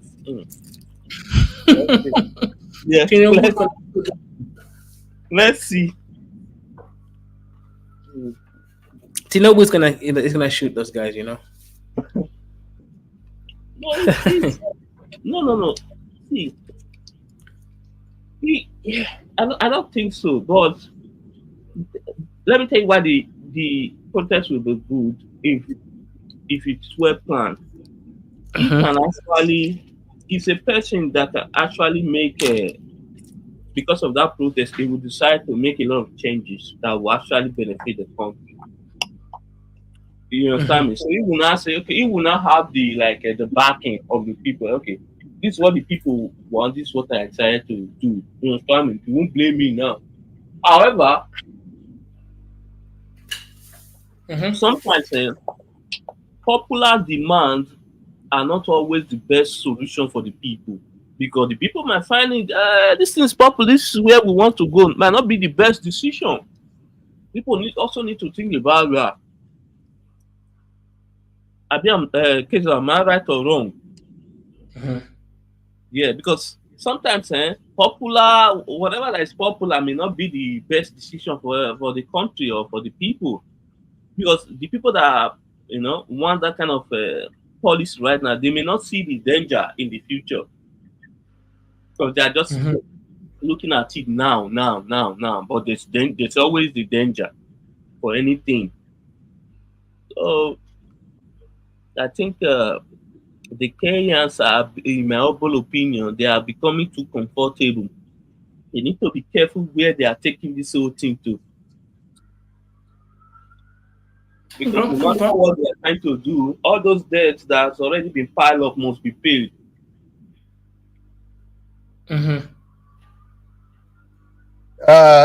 My guy, you see, it's not. If this is when you doing this for a long time, you succeeded with you're succeeded with it. This what actually are the problem. You see, when you push people too much to the wall, they will fight back. You'll be doing it. They'll be doing it. They'll be doing it. They'll be doing it. This is just about interest. Even United States have laws, have rules. Just check out what happened now to this new guy, this senator. They just found guilty. That guy's going to jail. He's going for a long time jail. It's a corrupt man. That's how system work. No, That's how system no. work. Senator Let me Menendez. tell you. Hold on. Let me tell you why it's unable to be investigated. It is the people that are running that system. If you have a system is just a something, it is run by people. If the No, people who are operating that system decide not to do what is right or no, take bribe, there will always be issue. The yeah, good thing, because let me tell you something. you know The why? difference between You know why? Kenya, You know why? Nigeria, and all these people is that there are people who actually know what is. See, they understand Look, between good and bad. You said, hello? I said, will you check the system of America and Europe? It's a total different system, my brother. In Africa, you cannot rearrest these people. That's just a problem.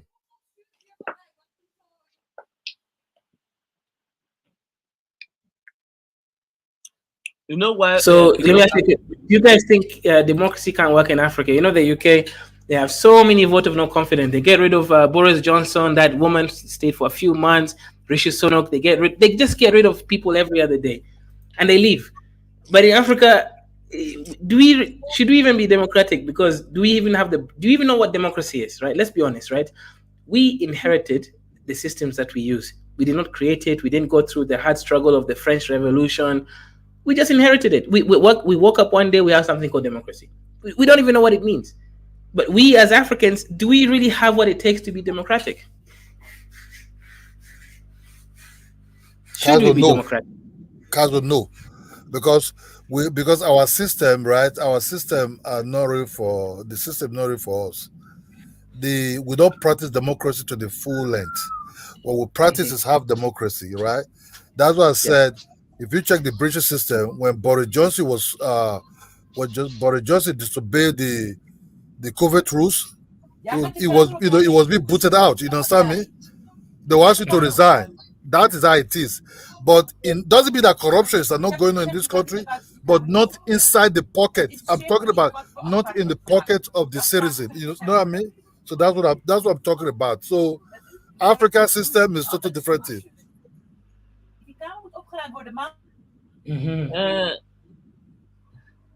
Well, I cannot agree with you because when you look at every developing nation, even the European, they already became well developed before they introduced democracy into their system.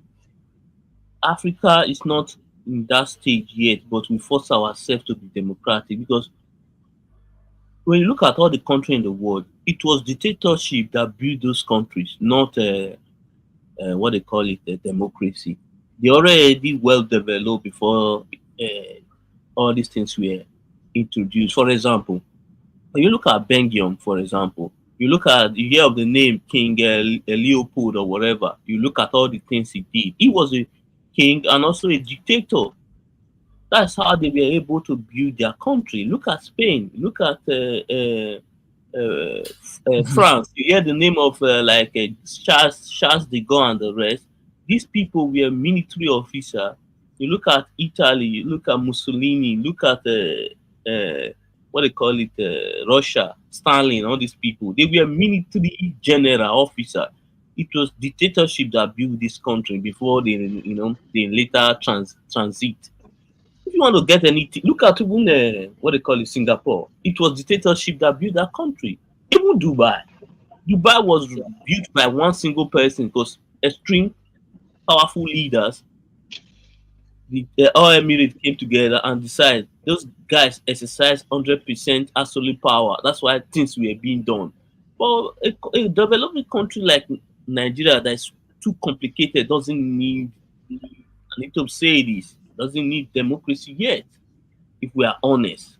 Because the country is very complicated. You need someone who wants to see the country develop, and also someone who has this iron hand and strong blood to to deal with any nonsense that will come his way and get things done.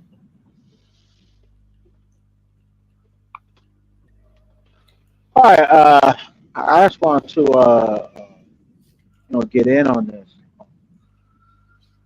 First of all, Africa doesn't need democracy. Africa doesn't need dictators. Like dictators, they're not a good thing. They do a bad job of managing countries, and a big part of the reason is because dictatorship has a lot of pitfalls. Like for instance, under dictatorship, okay, if the executive makes a bad decision, it's harder to analyze that decision and reverse that decision in the future if it turns out to be the wrong decision.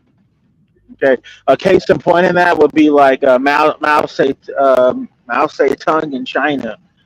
When he took over China, he basically implemented a system where they got rid of all the landowners, and then they made the government basically be the owner of all the land in the country. And so what happened is they divided up all this land between like peasants, and they set like these agricultural quotas and stuff. But there was really no incentive to really be a productive farmer, because they penalized all the big successful landowners and stuff. So the peasants that they replaced them with, they never grew enough food because they weren't really allowed to make money. They were just forced to meet these quotas and stuff. And each province was lying about their quotas and stuff. So as a result, China killed 50 million of their own people with famine just because they had policies that de-incentivize growing food. And even later on, Mao Zedong admitted that. He admitted that he was ignorant about agriculture and that he didn't really understand like how his policies and stuff would really affect the agricultural sector. He admitted that out of his own mouth later in life. So that's what I mean by what he should have done is he shouldn't have got rid of the landowners. He should have just delegated like people who were already experts in agriculture, make them be ministers to oversee the agricultural sector, and just let experts manage that sector instead of him doing it directly, because he clearly didn't know what the hell he was doing. And then he destroyed China. Like Mao Zedong absolutely destroyed China, pretty much. And so that's why it's like you Africans, you guys love to talk about dictatorship, and I think it's because you guys really love. I understand. African culture is patriarchal. And it's not that I like patriarchy. There's nothing wrong with being a patriarchal, but it's like you guys are patriarchal. You love your daddy so much. You look at the government in the role of your daddy, of your father, and you think your father is supposed to run the household and control the household with an iron fist and make everybody do what they're supposed to do in the household, when we talk about complex systems, it doesn't, that's not good. You need experts, to that actually know how to manage things, to get things to work right. And that can be best delegated under democracy. But yeah, What are you proposing? I'm proposing democracy. You have a democracy. You have either a democracy or a republic. Preferably, I mean, America has a republic. I think a republic works pretty well. No, to We just America, the United States practice democracy. No, America is not a democracy. Okay, It's so a republic. I don't understand why you are against when I use the word dictator. America is a pure dictatorship country because you know why? They may not practice it Oh in your boy. country. Hold on, they practice it elsewhere. That's why they always determine who become lead. They always involve in other countries' elections. You understand me? Our leaders are elected or picked. They are always involved one way or the other. Either the most times they use proxy to involve in those countries. Either they use proxy or they use opposition parties in those countries. So I don't get the idea that everyone must be Democrat. I think people should run their country based on the uniqueness of their country. That's how it should be ruled, not by the United States or the West definition of whatever they want. Peop For instance, you look at countries like I will bring up Malaysia again. Malaysia, Malaysia runs a very unique system of government. Same thing with Switzerland. You understand me? So I think every country should do the same. For example, Rwanda. Okay, let's come to Africa. Rwanda, the West, but is Paul Kagame not dictator? He is, but the West praise him and worship him. You know why? Because their interests are met. You understand me? So they give him they go ahead. I think they did the election a few days ago, and Paul Kagame scored 99.9% of the vote. When are you going to tell me that result is free and fair? But the problem that I see is that most African countries don't have deep democratic institutions. They're very young democracies. They don't have the institutions in place to sustain it. They've most African nations just gained independence in the 1960s. So democracy isn't something that's well ingrained in the minds of the average citizen. So to use democracy, it's going to be noisy and very inefficient. There's going to be a lot of people. There's going to be a lot of unhappiness, especially if you get an election result that you don't like. People may not respect the outcome of elections because the But institution. another thing I think should happen in Africa. I think African leaders need to be honest and actually explain to the people of their country how system work, because many countries, I will always bring this up. Private sector are the one that are like mostly involved in the nation building, which is the citizen and the working class. These are the people that that actually get things done. You understand me? Government work for these people. So, but when it comes to Africa, that like what I normally mostly hear in Nigeria. See, I know government should have a role in our development, but I don't think we should just abdicate 90% of the responsibility of building the country to the government. And that is dangerous, that's bad for everyone. Because when you look at a country like Nigeria, for example, there is too much, in my humble opinion. The dependency on government is crazy and it is scary. Everyone is just waiting. There's this like everyone is Here, just stagnant and waiting for some like I don't understand. one big issue that's affecting Nigeria is that the people cannot rally around a single leader. Every group will feels like if their ethnic group loses the election, that it's not a legitimate election.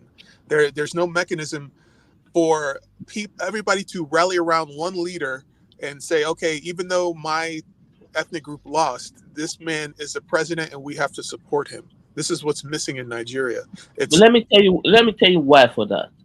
That's the shortcoming of most Nigerians. Most Nigerians don't know how to speak as a leader. Speak as a Nigerian, not your tribe, not your this thing. Most of these leaders made mistake by speaking to it's like they focus too much on their own people. See, forget whatever you say, your people will vote for you. Let's be honest. But sometimes they want to hand down to their own people, and at the end of the day, they make themselves look as like a ethnic something. Speak as a Nigerian. Yeah, but this is Speak as a Nigerian. If your own do something bad, call him out. If another one do something bad again, call everybody out. Don't take side on any issue. Be honest at all times. Are you? I hear a lot of. Are you? Has won re-election with 99% of the.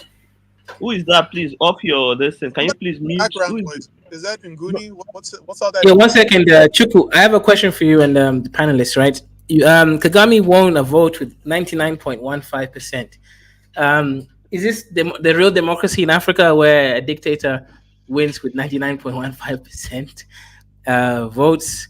Because remember, let me make it very clear. Kagame is from a minority tribe in Rwanda. Tutsis are only 15%. And sure, he's been a good president in terms of he's been a good president. It is what it is. Freedom of speech is not high, but the country went from a butchered country into a well-developing, very interesting country. So, but for him to win a vote as a Tutsi, when we know Africa is a tribalist deep down, 99%, we know this is obviously fake. So should other African leaders start faking like Kagame, or what's going on? Well, you have to ask, how did they structure that election to get that result? And I don't think we know enough about that. Okay, if they structure the election in such a way to where maybe you don't vote for an individual person, maybe you vote for like a group of politicians or a coalition. Or a party. You vote for the person. You vote for the person and party. So his name. Are you sure about this? Are you sure about that, Kaiser? So you say you vote for the person or the party, right? Both. The person is. All right, but if it's structured to where if you vote for a certain party, that vote goes to a certain person. After you vote for the party, then I could see why, these elections would appear that way. And I'm guessing that's probably how they structure it, where you have like a party, and then they get people to go out and market the party in the different local areas, and it's okay, vote for this party, and we kept it, You've never voted in a Nigerian election, in an African election. Your whole purview is based solely on living in the United States, having never even traveled to Africa. So it's hard to really communicate what's happening in another country that you've never been to. So the issue in Nigeria is that the democratic institutions are very weak, and they're not deeply enrooted in the minds of the people. People don't have allegiance to the country as a whole. They may have an allegiance primarily to their ethnic group, and they don't have this idea of patriotism that Americans have about their country. So it's hard to explain the level of political division that occurs in these circumstances that you've never encountered. But it's not the same. You're making an apples to oranges comparison, and it's not really translating very well. That's what I'm trying to say. Okay. Guess what? Let me tell you why. The reason for that is because personal failures are associated to the government. For example, when I fail woefully in life, instead of sometimes look in the mirror and actually check some of the mistakes I made while growing up and living my life, some of the mistakes I made, I'd rather put the blame on another person. That's always how it is. That's why when a simple thing happens in the country, people will say Nigeria has happened to you. No, it is not Nigeria that happened to you. Just say Nigerians have happened to you because the country have done nothing to you because the country itself is a blessed and well-resourced land. It is the people that are causing hardship and sorrow to their fellow human being here. But Look at, UFC, let me yeah, ask you, go is it possible for Nigerians to rally around one person as their president, even if they're in an opposite ethnic group? Is that a possibility? Has that ever happened in yeah, the history of yeah, Nigeria? it is a possibility, but that leader need to speak as a Nigerian. When I mean speak as a Nigerian, for example, when things happen in the country, even against your own people, if it is bad, call it out as bad. If it's happened to the other tribe, it is bad, call it out as it is.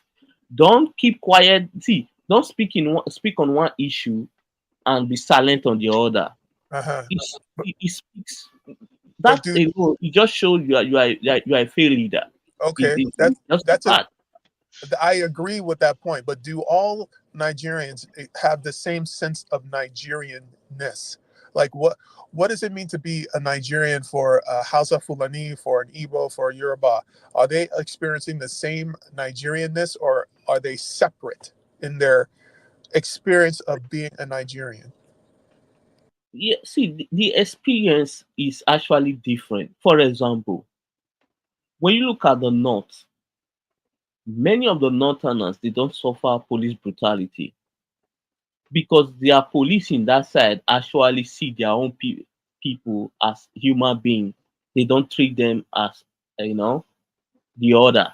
But when it comes to the south, it is our own people who are police officers that are against us. It's not even the see. We may sometimes want to blame everything on the. Notice, have you heard of anything like police brutality in the north?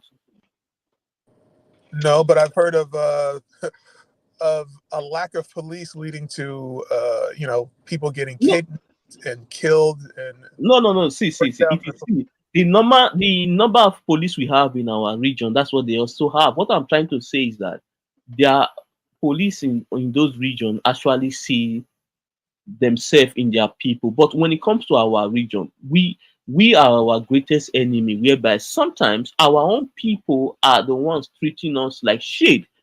It is not outsider.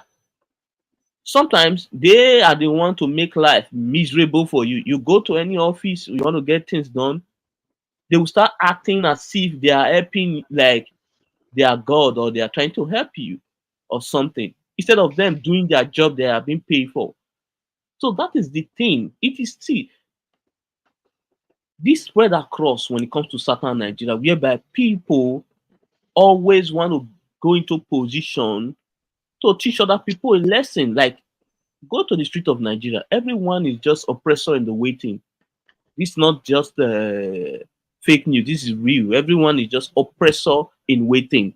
but that's my question. What does democracy mean in the context of deep-rooted ethnic divisions where everybody doesn't see themselves as the same and everybody doesn't share a sense of national unity? Okay, But how do you have a democracy in that context?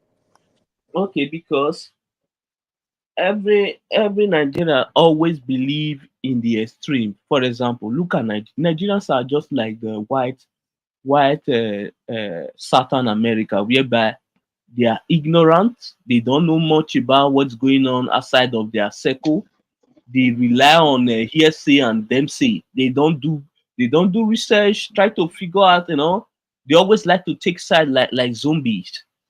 They don't think for themselves. They allow. That's why when you go online, when you look at Republican and look at Nigerians, they are almost the same because most of the time they repeat everything they hear. They don't. They are not unique in their thinking. They don't think outside of the box. They hear something, they go online and repeat everything. So it's just like that. So when they hear something from their leaders, they just they don't But think properly. can democratic institutions take root in the midst of ethnic divisions, of a lack of national unity. How Yeah, we're talking about democracy, yes, what but I'm saying. It will be currently it will be difficult because I think I kind of have faith on the Gen Z because the Gen Z themselves they are more open-minded. I believe they are the future of the country. You understand me? They have a lot to even they have a lot to benefit in the future. how are Gen Z going to bring the people together? Is this Because some of them are not that tribalistic as the older generation. Yeah, they are not. UFC, UFC, UFC. Let me just tell you the truth, right? The truth is, okay. Let me just. I don't know what because Kenya and Nigeria have suffered the same type of problem. Also, look, the people that founded the independence of Nigeria. Let's go from Awolowo to Azikiwe to other ones, right? These people were actually having an ideology where they want the country to go to, or what is their agenda, each zone. If it's for education, I want to build a lot of schools in the western part. Under that western part, fall in the Bender people, which we call the Midwestern people at that time. They were motivating the people. If you cannot build with block, you build with mud, Yeah. right? Okay, every community have schools, right? In that process, when you finish secondary school, and they think they were short of teachers, they will train you so much in that secondary school that you can even teach a primary school just as a teacher. They start employing you. These are like you start creating job now for the people. Tasks will be collected at that time. There's what we call head tasks, bicycle tasks, all kind of tasks will be collected at that time. Do you know what our elderly men never really complain about? Because they were seeing what these tasks will actually be used for. You understand me? Then the things will be run well at that time. But what happened when they give power to the even with the Mawala will lose the power even at that time, right? The military ruler will actually in power at that time. The same system actually going on at that time. But when they give power to the so-called now the democracy, what we call the presidential system of government, like the American style. This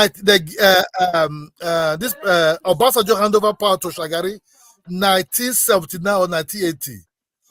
The same system you see in Nigeria, we see in Kenya, that was actually what's going on at that time in Nigeria. At that time, within 2 years, Nigeria was broke. Everybody was just stealing money.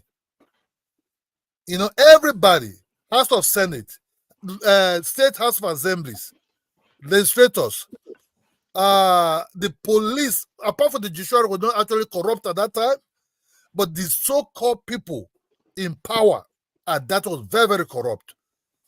Then what happened? You know, what happened at that time? Teachers were not able to pay for 6 months, a year plus. So government workers actually were not receiving no salary. But these people were driving regular Mercedes Benz, living a lavish life. You understand me? The system was so corrupt that inside the house they were printing money with fake Nigeria currency. Fake naira was circulated at that time in Nigeria. But you understand me? Okay, Fake naira. But Kidola. But that was democracy at that time. But Kidola, do you know that it is the Nigeria working class? They are the one who create this environment. Because let's be honest, without their help from the civil service, I promise you, no governor, president, or anybody can steal money. They need the help. No, see. Do you know the governor can fire the head of civil servant? See, sir. If we are speaking on Nigeria issue, we need to be honest, 100%. The Nigeria working class, the middle class, what we call them, they are highly involved in the corruption of the country. Because without their signature in a certain document, no governor can steal a kobo. They are highly involved. Even the banks, the Nigeria banks, from the private sector perspective, are highly involved in this corruption. All these things is not just done by one single person. No, these are well orchestrated stealing, whereby The banks are involved. The civil service officers are involved. Everyone are involved. Even the judge, the judge and the lawyers are also involved. Just the fact. If these people are not involved, these people actually want to do their job, the politicians will stop stealing. Just imagine for example, I'm a commissioner of police. Then they gave me the access to investigate the governor. I decided to do my job properly. And when I finish the investigation, I tender it to court, and the court also decide to do and follow the law and do what is right. Do you think you will not send some of these guys to prison? We will. But when one decide to do his job and the other one fail, of course there will always be problem. So fixing the country will be everyone needs to do their job 100%. What is right at all times. If you don't do that, no matter who you go to heaven and bring Christ to govern Nigeria, there will also be problem. Because any system you create, human being will, except we decide, okay, let's run a robotic system of government whereby robots will be the one handling everything. That's where I believe you can eliminate corruption in Nigeria. But when you involve Nigerians, guess who's the worst? Before I always thought the one in Nigerians are the most corrupt one. No, it is even those that went to the West to study. They are the most corrupt one because they know all the skills on how to steal huge amount of money. You understand me? What to do, how to create loopholes in the system, how to siphon billions or millions of dollars out of the country. So they are the worst. Before I always thought the diaspora would be the one to save the country. No, I don't think so. Saving the country will come from actually Nigerians that live in the country, not the diaspora. Because the diaspora, they are no. They sometimes they work for their paymaster, which the country they are based in.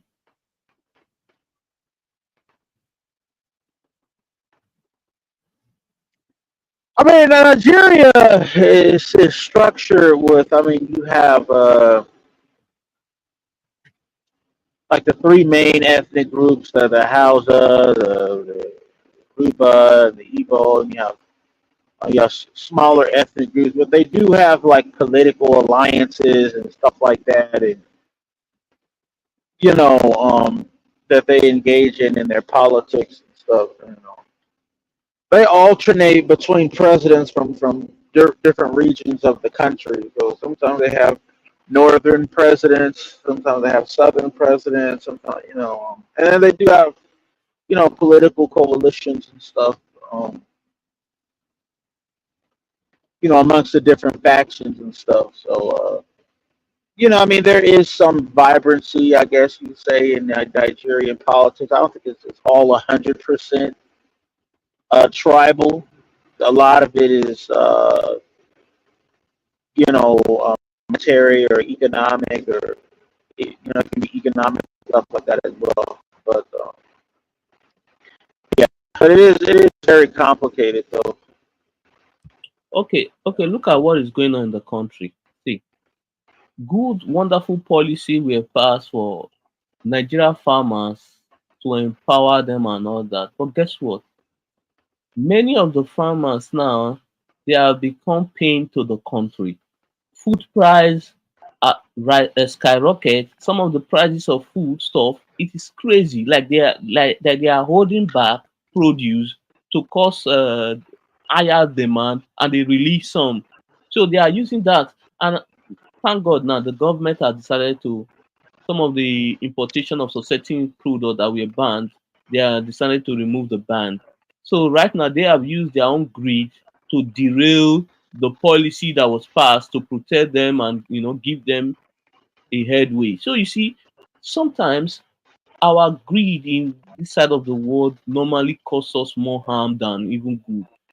Some of these policies were created to actually benefit you guys to make your business successful. But right now, you guys decide to use it against the people by increasing food price in like not even 100%. Some of them are 300, 400% increase. That's crazy.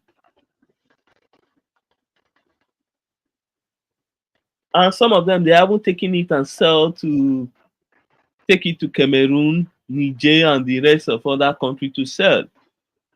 Because most of these people, it is just all about profit, profit, profit, profit, profit. You don't care about any other person.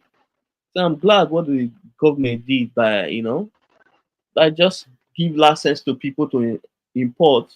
But that's not actually good. But you know, if that's going to reduce the inflation, then the food inflation, then so be it.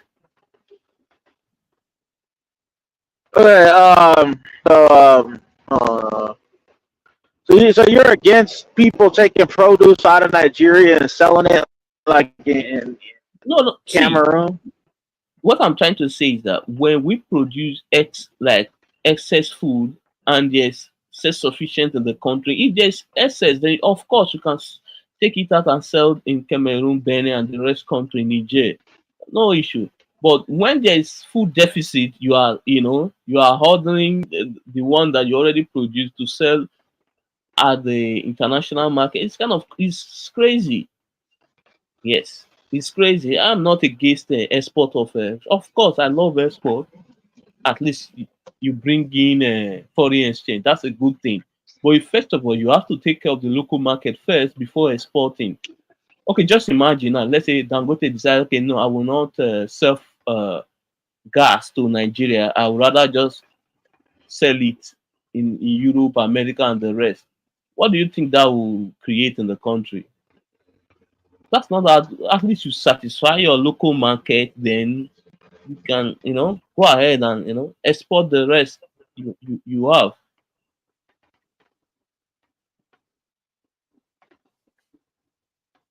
At least you don't Yeah, see them. it seems like Nigeria is just really bad at producing food. I don't know why. No, Like it seems, no. See, I'm not gonna lie. We seems like produce a lot of food, but there are millions of people. For example, I think Nigeria produce, I think 40, I be 48 mil, no 58 million tons of cassava. For example, not just cassava, 58 million tons every year. I think the high check. I think the highest in the world, or second to the highest in the world, production of cassava. That's a lot of cassava right there. I'm not talking. I'm talking about 58 million tons. So that's a lot. So there's a certain crops that we produce, but when it comes to rice, that the we have not been able to meet with you know the actual capacity we need, because Nigerians consume a lot of rice, beans, yam, plantain. Uh, yes, those are the major food we consume. Rice is number one.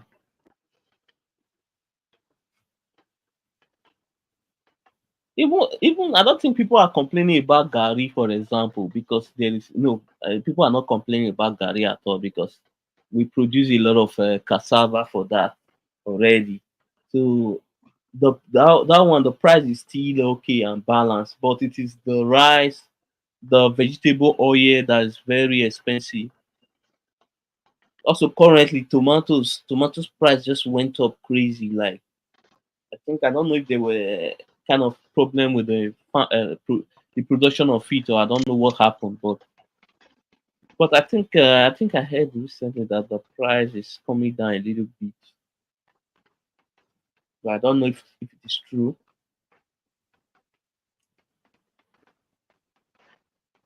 Yeah, go ahead. If you want to say something.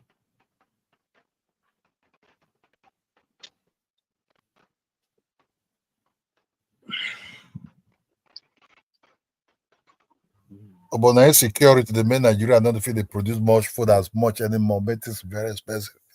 The Fulani Buhari regime was not good at all. You have to understand the Benue people also producing a lot of agriculture. Uh, the Yorubas were also producing a lot of agriculture. The whole part of every where there's high production of crops and everything, these Fulani people invaded it with their cow and destroyed the whole food. You see, it's brother. You see, our problem just But come but from but but but, but sure, people are saying that during Buhari's time, food was more cheaper than now. oh So yes, oh yes, what is it now? oh That's yes. see. Oh, Kidola, this is what I always see. See, I always say this. Anybody that's going to work and deliver for Nigerians, Nigeria will not like it. Nigerians, when you are doing something wrong, people like you. For example, let me say the truth. During the My brother, you cannot I differentiate was between Ubuari, hmm? Ubuari and this man. Only that this one make it worse. Ubuari was very, very bad. This See, guy make it worse. Buhari was bad in handling the economy. I'm not going to come here and lie that it was not bad, but when it comes to the security, for example, he tried. You understand me? He tried.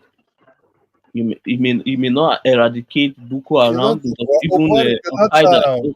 Eh? This corruption be there since Obasanjo time. It's not that Ubuari just started it, or no. The corruption was already there He's heavily. there, yes, now. That what brought to Buhari. Buhari people was heavily corrupt. They use media to propagate themselves. Only that Tinubu is on the steroid drive now. He's not doing nothing, but with the media, he want the media to praise him. Why people are really going after Tinubu is just because everybody is tired. Everybody just tired, you know. We don't know where this place, what is going on. You know, See, everybody let just me tell tired. you. Let me tell you the truth. Why the problem of Nigeria leadership? I will always say this: it is lack of communication from the. No, I'm not talking about the spokesperson now, the president himself. If you want to be taken serious, it's always good for at least you don't. If it's once a month, you do media chat. Where what and what you are doing, lay it out. How long?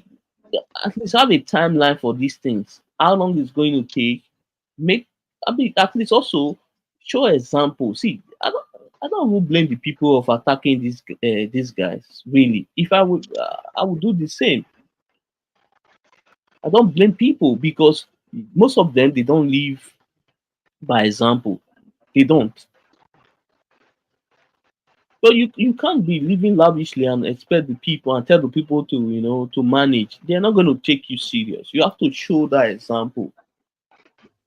My brother, you see, if they don't change Nigeria system, man, because now even our so-called traditional rulers also have no Mm. respect. Look at Sokoto.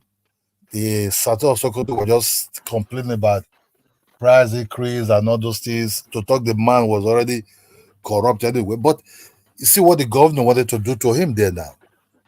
They want to weaken his power. The Kanu man kind of like come out.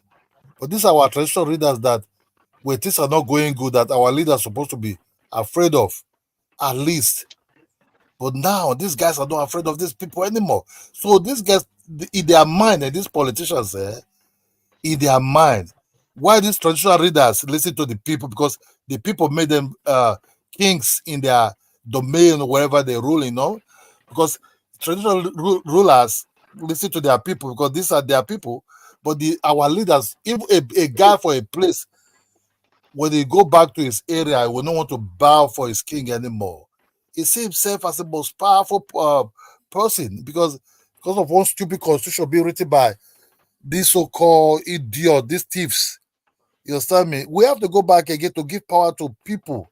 That's Let, not let just me something we let, can let do. me tell you why that's the case. If you observe, Edo, like the Oba, for example, in Edo State, they don't, they and their family, they barely involved in politics. You understand me? They don't. And also, they don't seem to take side. They don't take side during election. Anyone, any candidate can come to the palace to see the Oba. They don't take side.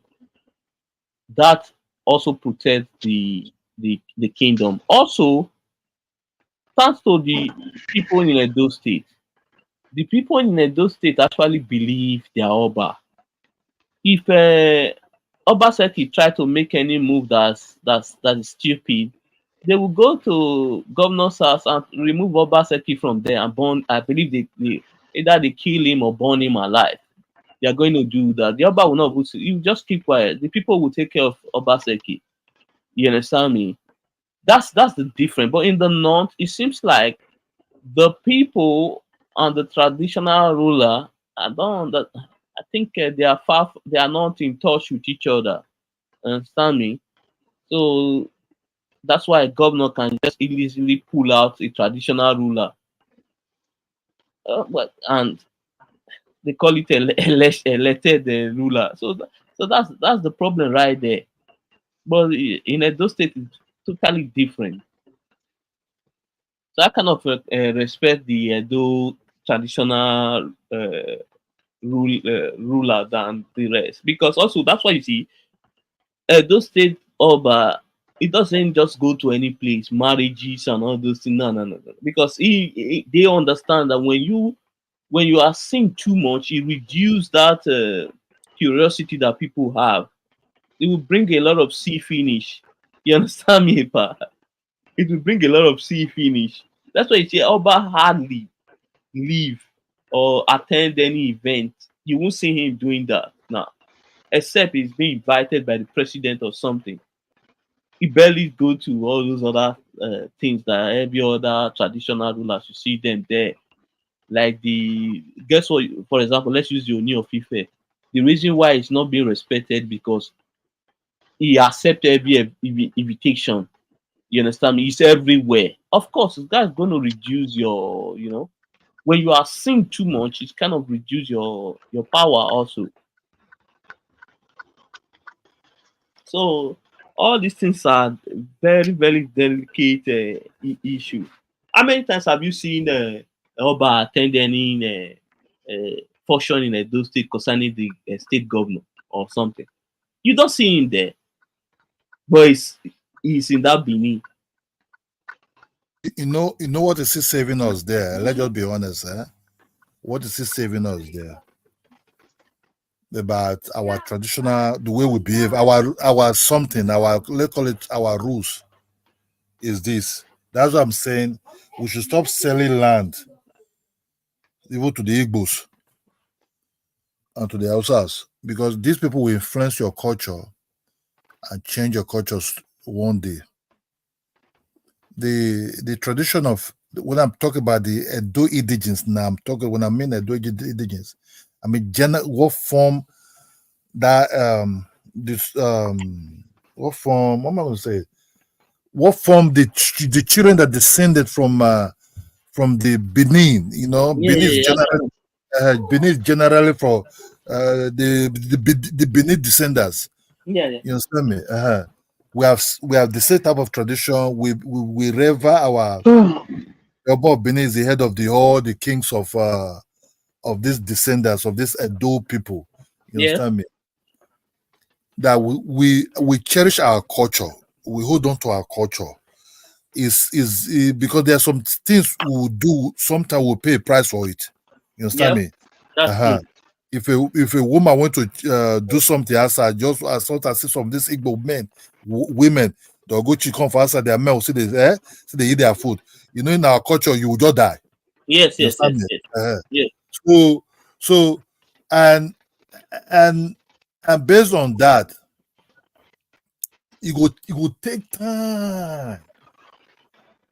As long as we will not allow this Igbo people who don't know where they're for the conflict, when they go cause problem to us. Check it. What they want to do now? I don't know if you did hear about Anyama State. To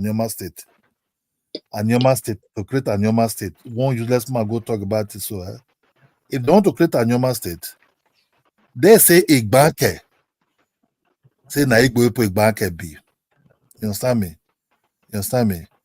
In a way, we just have to be very, very careful how we sell our land. You understand me? To these foreigners. My brother, if we sell this land for the too much, we don't say the full Benin city or the city, the center there. But Moku is keep some of these lands. Because not too long, one useless Fulani say they won't get Sultan of something Fulani. No, now for Fulani group. It does wear two about the day place. Not be one about that they see. Yeah. One about the thing now. to keep Benin as what you see Benin be today, what we call the Benin Empire. The people from the Benin, the Udu people, we fought the Ilefe people a lot of times. All the districts of Wakomek Edo State fought. They were organized. The Ishan people, the Aochi people. Let me say the Ishan people especially. You can never minus the Ishan people away from the Benin people. It will No, never. no. Of course, they be same, because when you look at history, for example, this Enogi of Uromi. Those are not bad children. That's what I want to say. He fought with Oba Vorame, and he was arrested with Oba Vorame. Two of them. You talk about the Onojo of Uromi. You talk about so. You understand me? Thank you. The Ewoyemi people. You understand me? If you all of them move from Benin, they will tell you straight which area they come from Benin. You understand me? They will tell you we move from here. This Benin is so they will tell you this way we move. We'll come off to this before we come settle down here. You understand me? If you cannot separate the Ishan people, the Esan people, from the Benin people, because they are just one family. Yeah, one family. The Awuchis also, you cannot separate them. The Afuzis, you cannot separate them from where they're coming from. That's why these people, that's what the sort of I just watch say this Igbo people. Before I say, we they live together, my brother. These people will not be slaves for their hand. You understand me? Will never happen. Even the Urobo people connect to us. The Urobo people that even the Urobo people serve that's the sort of we just talk. Okay, maybe they go create this animal set, say they won't create, right? Say they won't carry Agbo and all those they can't join themselves, but they forget say Benin people and they form all those people also. You understand me? So the people of the Benin form also that it can maybe some people come from Anambra can join them there. Even the Anambra when they talk about, so the Obi of Anambra who former. You understand me? If they won't create animal state, then we just have to Oro people see when I be make mistake when I go join them, come back home. Why come back home? You understand me? But we start to demarcate slowly. That's what they want. And your man, okay, maybe they create also our people will even go end for Port Harcourt. Our people will even go end for part of Benue. You understand me? So then this Ondo went border us. This Ondo is Ondo state. There's a Benin tribe there. You understand me? There's a Benin tribe there. More you don't know where we stand. So what did we try to talk about? Say, more we try, hold on to what we get. That what we get, that be our land. That land, that be our culture. You can't take it to anywhere, my brother. You can't take it to anywhere. My brother, I don't enter airport. I won't travel. For that Nigeria airport. When somebody see my last name, you see my last name alone. This so-called Igbo man, you know when they travel with all these people, they search this drug enforcement agent when they search you, they'll say you go put your suitcase. The guy, he can't see your brother. You know something? Because you just see my last name, the way I look. Oh boy, hey, this one is your brother. Now you have to see before those. To be honest, guys, you before those that say yes. I can't say where now. Tell him. You can't tell me say so. I'm not so where do I can say yeah. So Domo. You understand me? That man can escort me. You know even Sergeant is because me and my wife they travel with my children. Can escort me. Say me just leave me look am. Man can escort me. Now when I give him something, the man refuse to take something from my hand. You understand me? He got refuse, just escort me, carry suitcase. Now says that's what I say they do. You say now so the discrimination when they have you. You gotta tell you so. You know? The Igbo man, no one talk to me now. Say he called the guy, but it's not your brother when they yell. And then my wife that my children say, Daddy, why did you say like that? I said, because it's just check my last name is not from the way I look that I'm from Edo State. You know, I look like a typical Benin guy. You know, so we could not say our land, give them. They go do their business for their side. I support to build, but it's different from my area of my sovereignty. The Benin is head of all the Obas. Okay, Kidola, make I explain something. Like last year, my auntie that lives in Germany, So the land he inherited from his father, he wanted to sell the land because he had the project he's about to start doing in Lagos. So he wanted to sell that land in Benin. And where that land is located is a prime area. Do you know that Igbinedion Mall for Akpakpava? Yes, now. Thank you. The land did the back. Now there the land the back of that mall. So now the land they. I said no, don't do it. I said the best thing lease that land instead of selling. So after I pressure and she can't think about that. Well, I don't say she can't tell me say man, what I thought made sense. Before she can't agree, then she can't find somebody where lease the place for. So that I no longer advise anyone to if they want to sell like landed property for them to say no. I would prefer it's better for you if you need any money urgently, depending on the area, just lease the land. It's better you lease than selling. At least after that time, the land belongs to you again instead of just selling it out. It doesn't make sense. Way back, yes, you can do that, but now, no, don't sell anything. Lease it for a while. Then, for example, as me I dey talk now, uh, I know someone that lease land for Glow. You understand? All till now, they are still making money off that land, and the land still belongs to the person, but he leaves it to Glow to install their facility on the land. Yeah, it is bad for you to sell. Just lease it out, and you still have right to the land in the future. Oh, so you guys want to say something? Mr. Is it Kate? Are you a farmer or something? It seems your cattle are very well taken care of. They look robust, like they look fat and beefy. What you talking about, the cattle in the Avatar? Yes, yes. I'm asking if you're a farmer.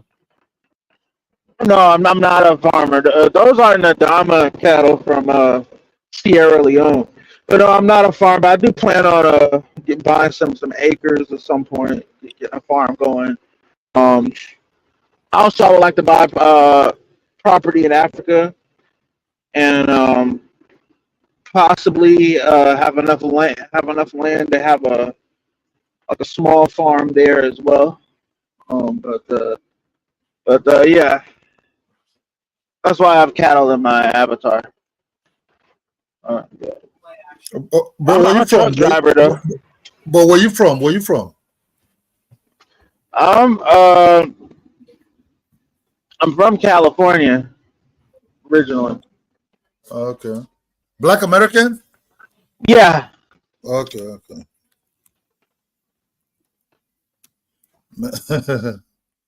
Okay. Who you gonna vote for, man?